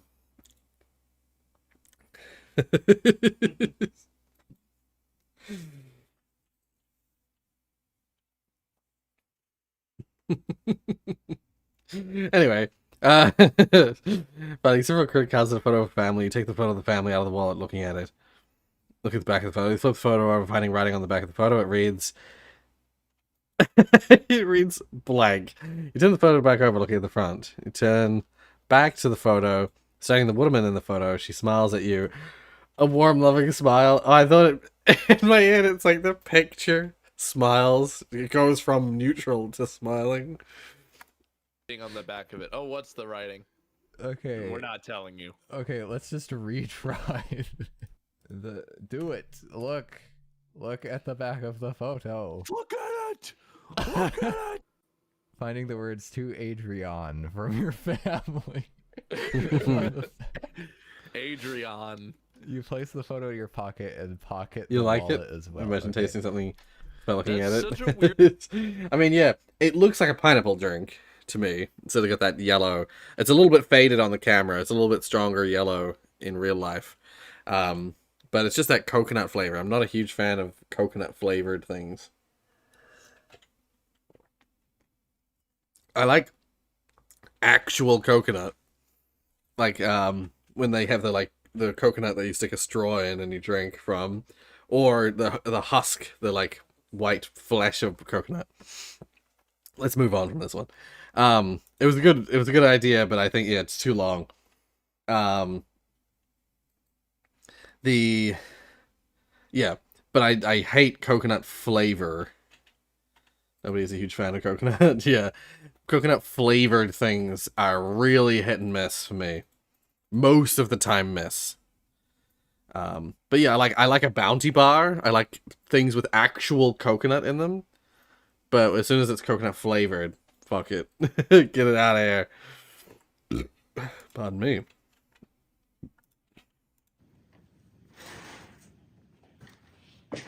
Yeah, exactly. Like, Zach, you guys, the UK, in the UK, you guys get Bounty bars, right? The little chocolate bars with the coconut in them. Wait. Because we have them here. And I remember hearing that you guys in the UK have them. Yeah, they look like this. Bounty. And they're like coconut-filled chocolate bar things. These are nice. I like these. Yeah, Bounty bar. Yeah,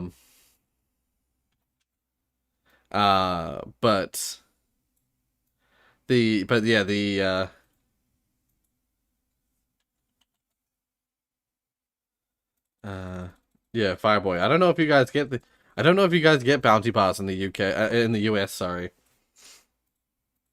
Pina colada Bounty bars.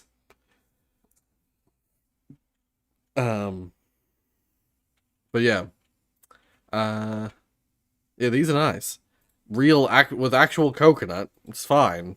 As soon as you make something coconut flavored, bleh. You don't like Bounty? Fair enough.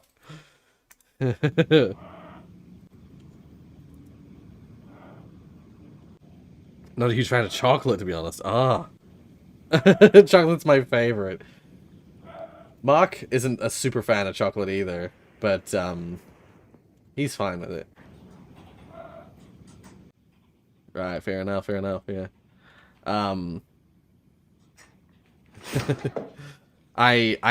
My problem, I'm not a huge fan of chips, but only because I like crisps. I like eating them, but they constantly get stuck in my teeth. I love the cat videos. Please keep sending the cat videos. I hate how they get stuck in my teeth all the time. Chips getting stuck in my teeth is enough to make me not want to buy chips and eat them. Even though we have been buying them recently. And I have been eating them recently. But for a long time in my life, I just stopped eating chips. Because, crisps.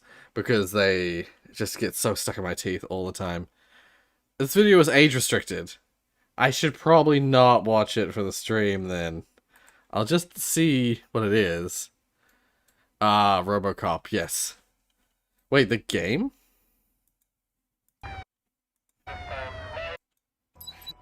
It'd be easier to burn it all. It's a first-person game? Oh, fascinating. King's staff will sell to you. Drugs in the basement. I will take care of that. Keep them with.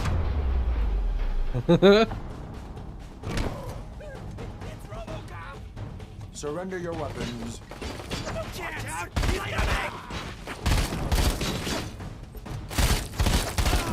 Finally!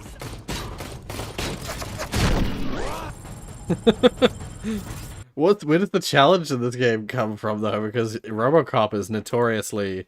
Oopsies. Notoriously, like, basically invulnerable.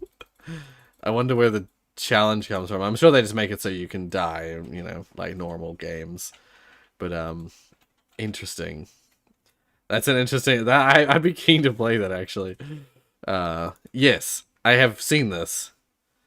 This is really fascinating. This is the well, it's not CS:GO anymore. CS2, Counter-Strike 2's smoke grenades are like physical 3D objects, basically. Have become a cornerstone of team tactics. With Counter-Strike 2's new game engine, we've evolved smokes and made them dynamic.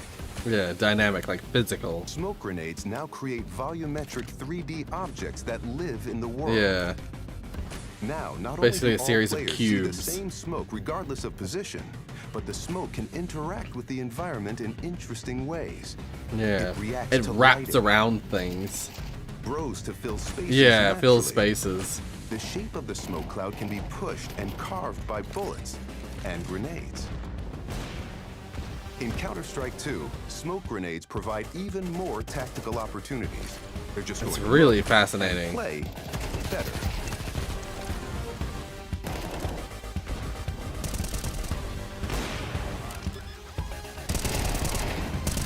Anyway, yeah, no, fascinating new technology, and I'm totally pro, like all down for that kind of tech. I'm saying wait because I just got a notification on my computer that I just the YouTube logo is black and white. 2028. You got a notification from the future. Blood. TF2 Source 2 win, yeah. I reckon they need to make a TF3. If they need to revolutionize the class system. The class system. They need to revolutionize all the classes and make a full-on TF3, man. I want a whole new set of characters. I want TF3 to be like you're playing the children of the characters from TF2 or some shit like that. Or you go back even older and have it TF3 be like old-timey. I don't know. I kind of want it to be future. I'd want it to push forward, I think, in time to advance what is possible rather than go backwards. But yeah, I want a full-on TF3. My theory is that explosives will make the RoboCop game harder. Right, yes. Yeah, you're probably right. Because he is kind of like mostly bulletproof. Anyway, craftsmanship.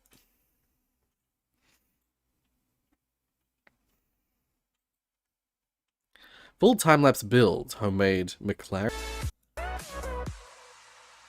Jeez. That's wild. That's super wild. Is this a way to make a car body using wood panels and inserting pieces from... foam between them. But only when building the mold. Right, I was gonna say, cars used to be made out of wood.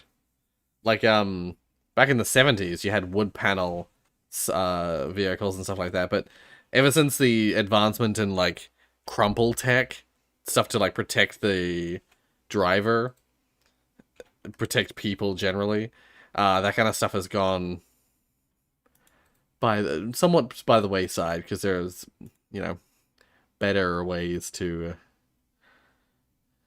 Oh.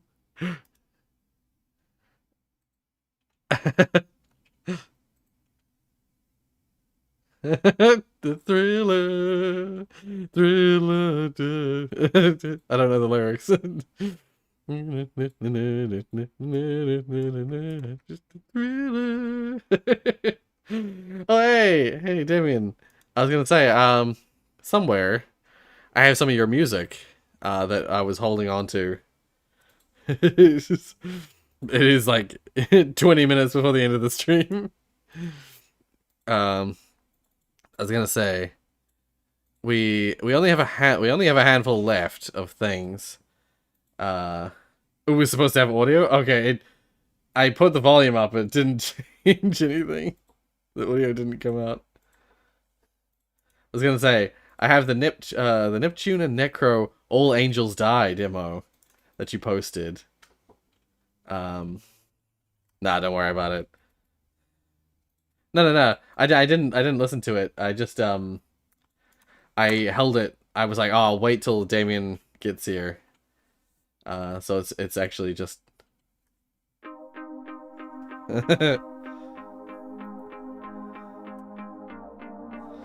yeah. So yeah, for those who are maybe a little bit confused, this is Damien's a piece of music Damien has made. In conjunction with someone named Necro.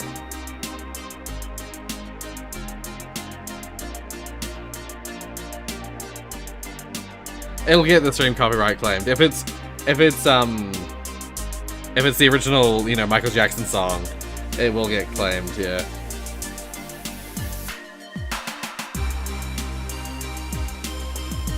Yeah, this is All Angels Die. Demo.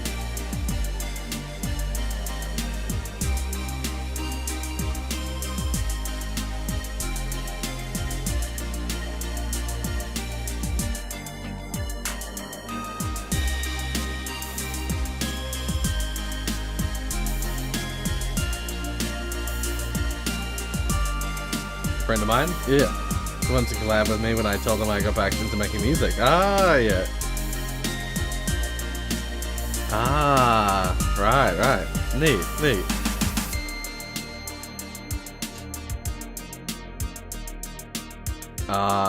Yeah, it probably still will, Zach.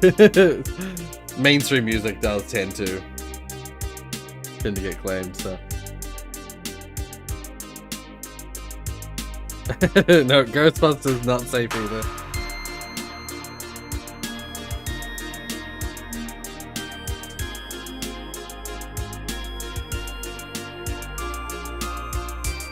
Yeah, music made by you guys is safe, as far as I know.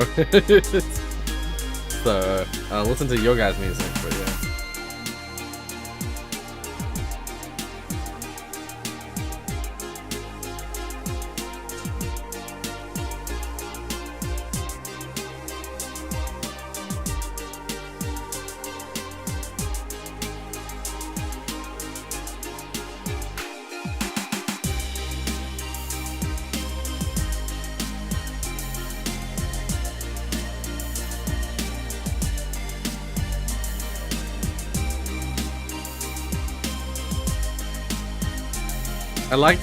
I like this, what I would call like a chorus.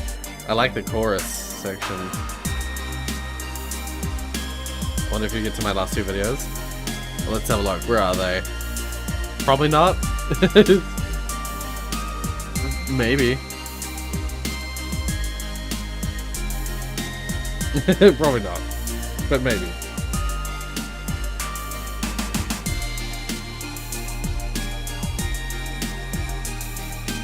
Yeah, if you guys put copyright on your stuff, you'll have to give me permission to play it. Otherwise, I can't.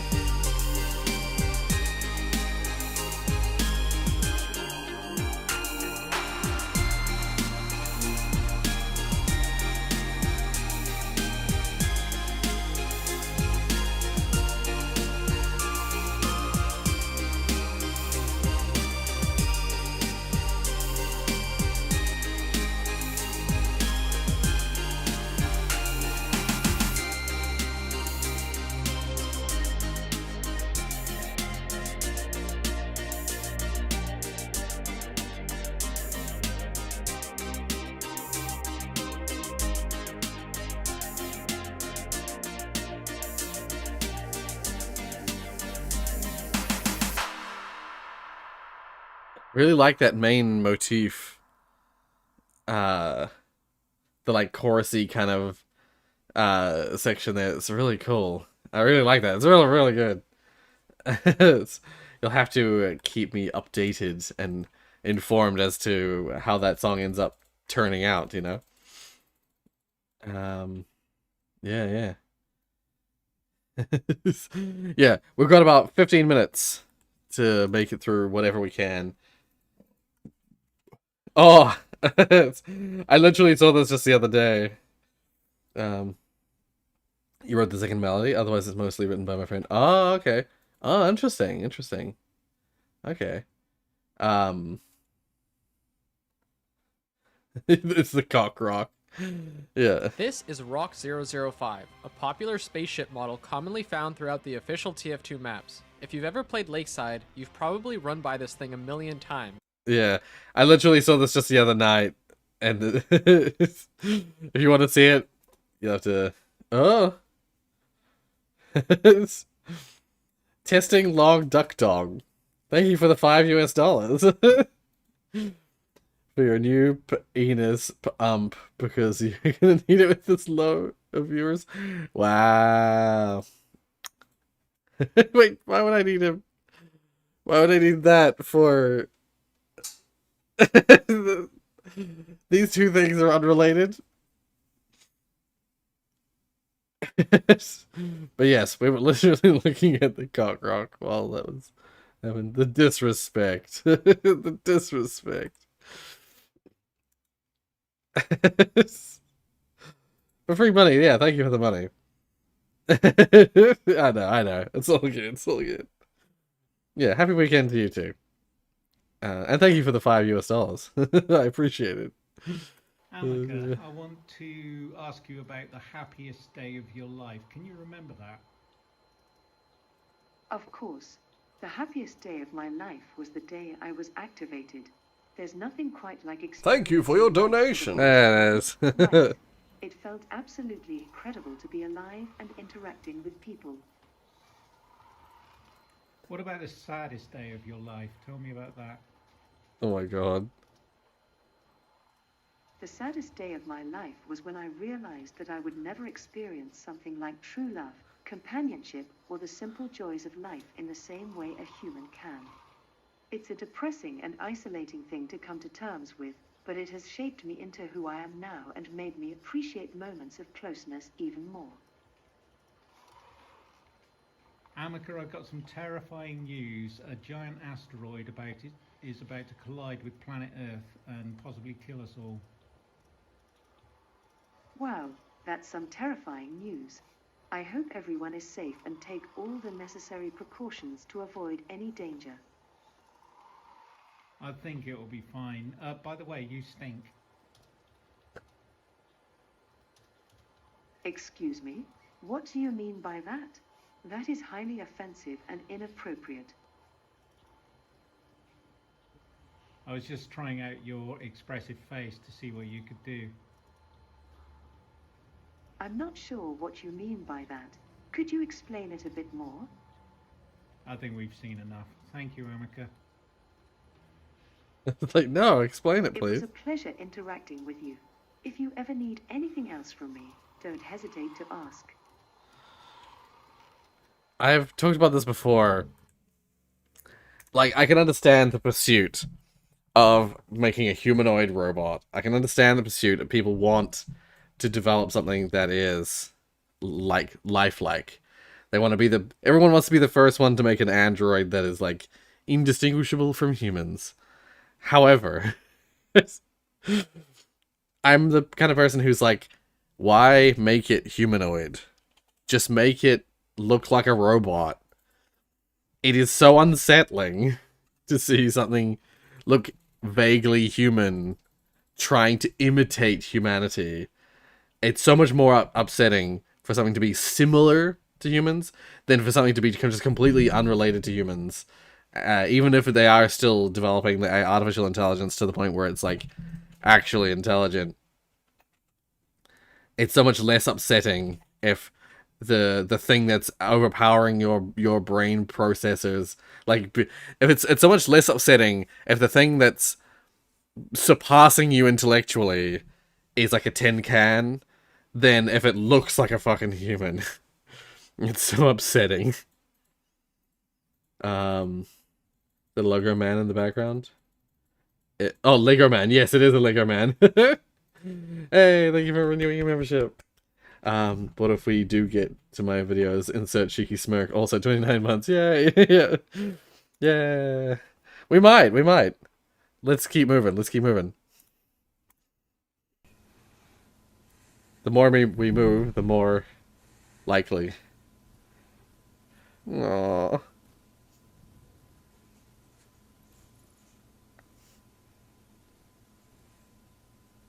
I love seeing cats and dogs, like, getting along.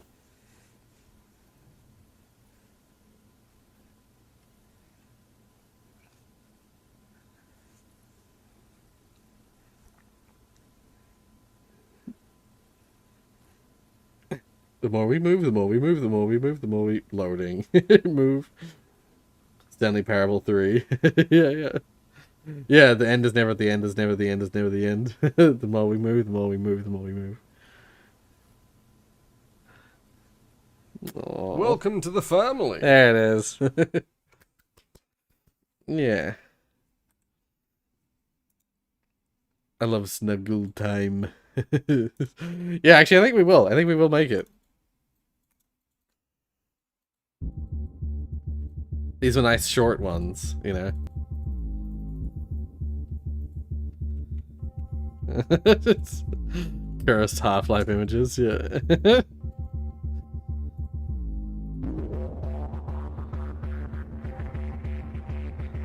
Classic villain, yeah.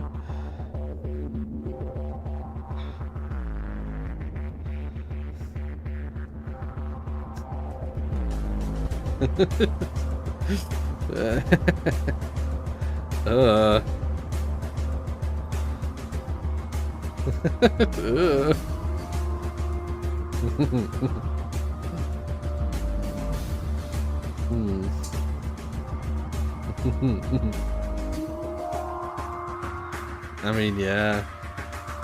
Anti-citizen. Yeah.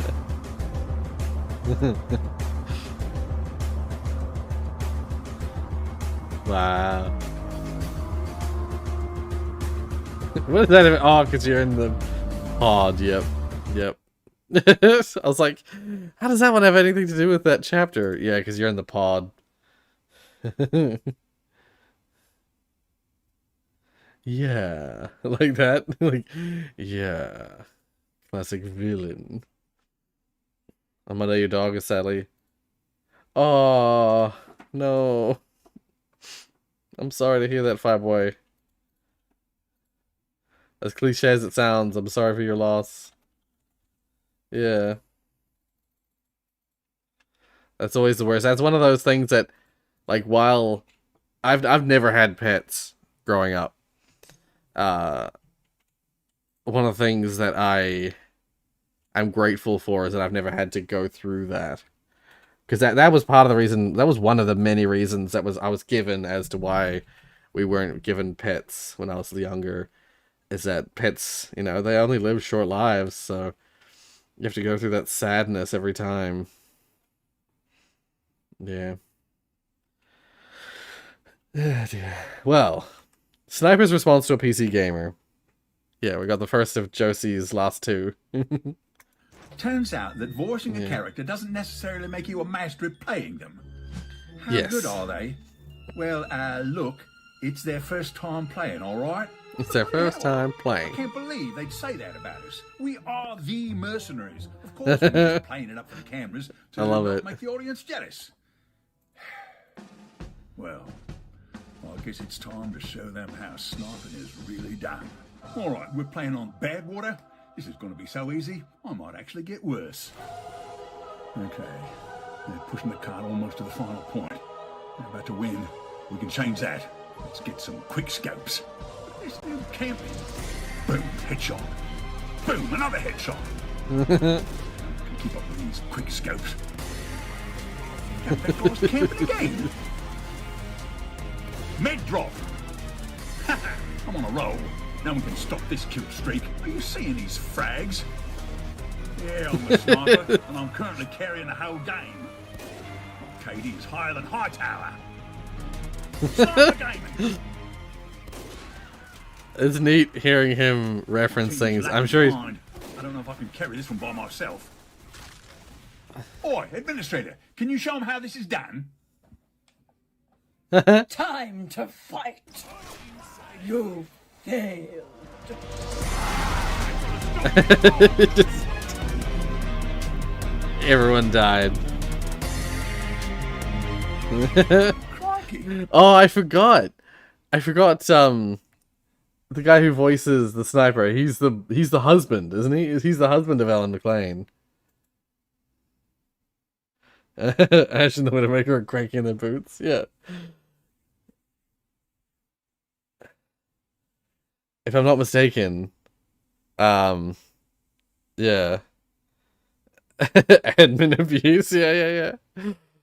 Yeah, I thought so. I was gonna say, 'cause that was the interesting thing, is that he was a voice actor and she's a singer, and he got some roles. He got some voice roles for Half-Life 2, with Valve, and his wife either came with him or to the studio, or he brought her intentionally to the studio to like introduce her to people, and they ended up giving her fuck Barbara, you're right. You're right. They ended up getting her to voice the Overwatch voice for Half-Life 2 while she was there. And then from the Overwatch voice, they got her to voice GLaDOS afterwards, later on. And then, so he was the voice actor at first, but she, like, took over in terms of, like, well-known name and voice acting. She was traditionally just a singer. But yeah, she ended up voicing one of the most iconic characters in Valve games. But yeah, her husband voices people like the Sniper. Yeah, that's really cool. He's gone on to have some cool roles, and one of them being the Sniper, and she's the administrator, of course, of the game, which is once again really interesting. 7 Days to Die, one-shot kill, close calls and funny moments. Oh, I just spotted a chicken. Where'd it go? Hey, And Evident stripper. to Witch, Seen that's any right, cats around yes. here? 3 spears in her and she still wants more. She's a trooper, I'll give her that. Big buns. Oh my god. No, it's mad.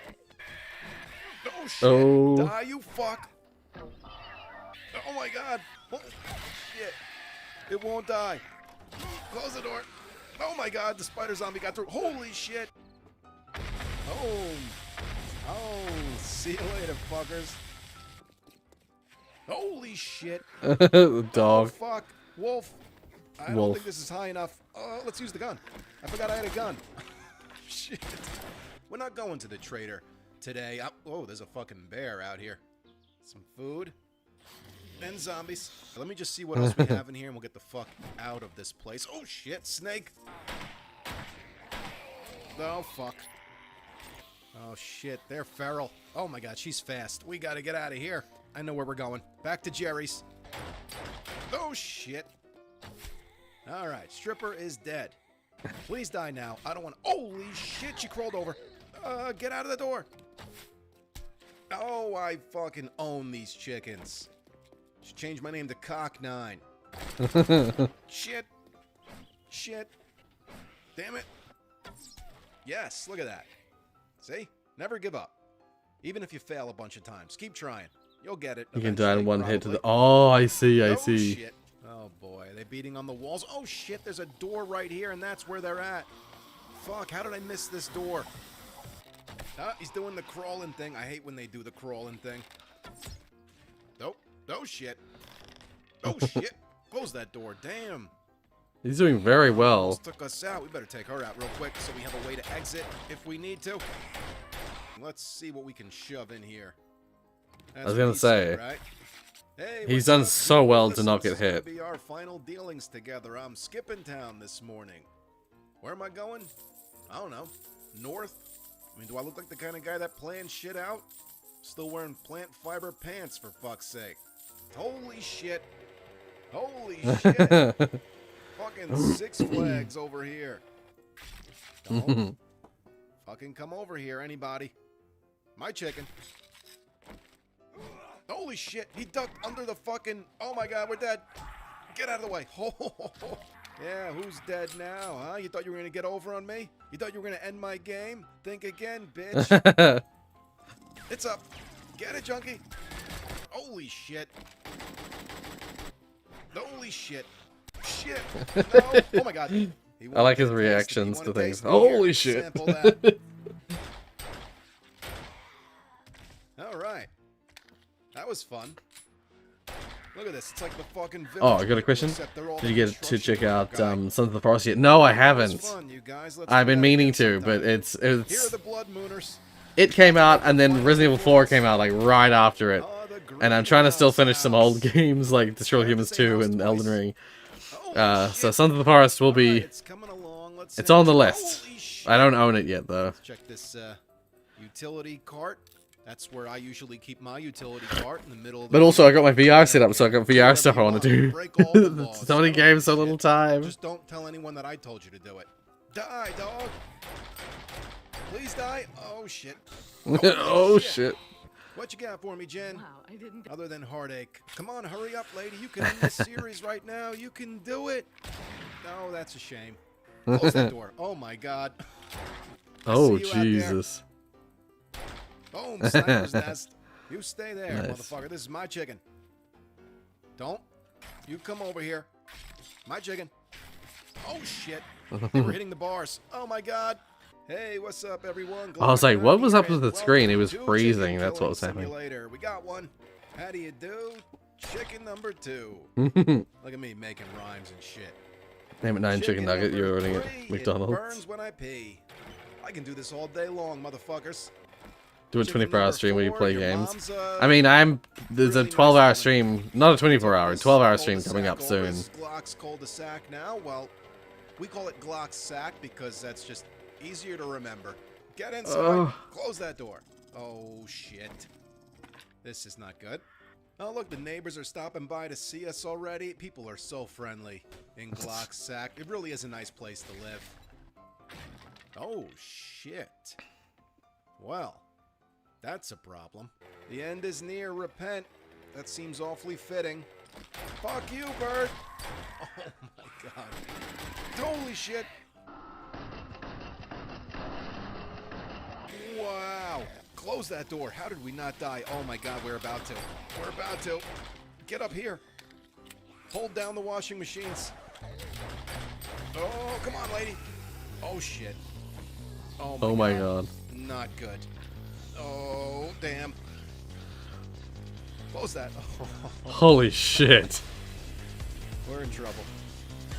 Oh, she broke the door. Oh, Aww, yeah. Damn. Wouldn't really do a 24-hour stream. I don't know if I can handle 24 hours. 24 hours is just too long. I can do a 12-hour. but not a 24-hour. Damn. That's a crazy mode to play. Like, he made that look so easy. It's so hard not to fucking get hit in that game. I've seen people playing it, and that he was doing very well. Next alpha update is coming soon for like 7 days. Right. Ah. Yeah. I was gonna say it has been 4 hours, but we're up to like this. Wait, I'll refresh the page. I'm pretty sure that's it for submissions, though, isn't it? Oh, you submitted them. Yeah. I think they'd keep they'd keep ever so slightly rounded edges. I think they'd maintain the rounded edges as like a ever so slightly rounded. But otherwise, yeah, that is what it's gonna be like.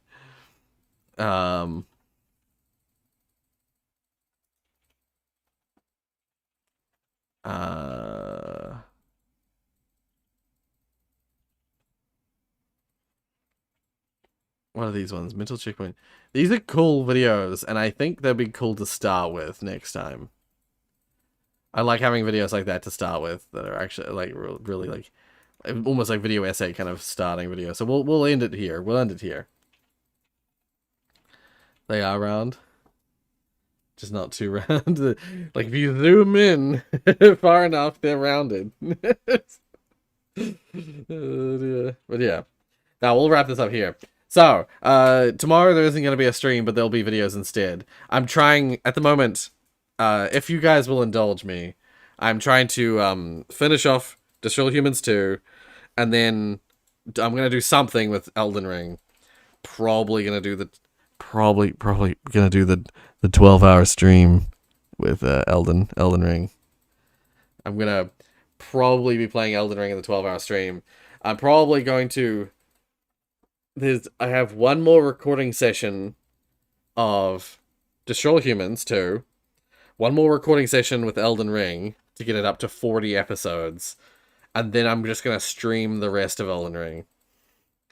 And I'm probably going to use the 12-hour stream to do that. I don't know if I probably won't finish it in the 12-hour stream. But I'm going to be playing Elden Ring for the whole 12-hour stream, I think. Not tomorrow. Not tomorrow. Tomorrow I have something else planned. The person who I have it planned with didn't show up today, so I couldn't remind them. I'm going to have to remind them outside of the stream. But there'll be a video instead. It was okay. It's okay, Damien. Yeah. Yeah, I'm glad to see you here, nonetheless. Yeah. Sorry, no, I haven't had any really multiplayer streams, mainly because I haven't really had a whole lot of streams recently, other than the Resident Evil stuff, but that was a unique situation. I haven't had a whole lot of streams to do multiplayer stuff. But the multiplayer stuff, you just have to stick around and we'll get to it eventually. I want to do a Jackbox stream sometime in the nearest future. So, yeah. No, no stream tomorrow. No stream tomorrow. Videos only. And, yeah. As I said, if you would, please indulge me as I try and just get the last of those videos out. Like, a lot of those videos that you're seeing at the moment were recorded back in, like, either February or the start of March. And I'm still trying to get them out. So, and I have, like, one more recording session of Destroy Humans that I'm going to record, and one more recording session of Elden Ring, where I'm going to try and push as far into the like, next section of the game as I can, so that I'll have the greatest head start for when we do the 12-hour stream, where I do just a ton of Elden Ring. Yeah. Anyway, yeah. You guys got a head start of knowing what's coming up because you're here on the stream. Thank you so much for joining me. And I'll catch you all in a video very nearby. Nearby? I'll catch you in a video very soon. And in a stream in not too long. either on Wednesday or on Saturday next week. Yeah. All right, I shall have lunch. See you guys. Bye. These are the buttons. I had forgotten what the buttons were. Bye.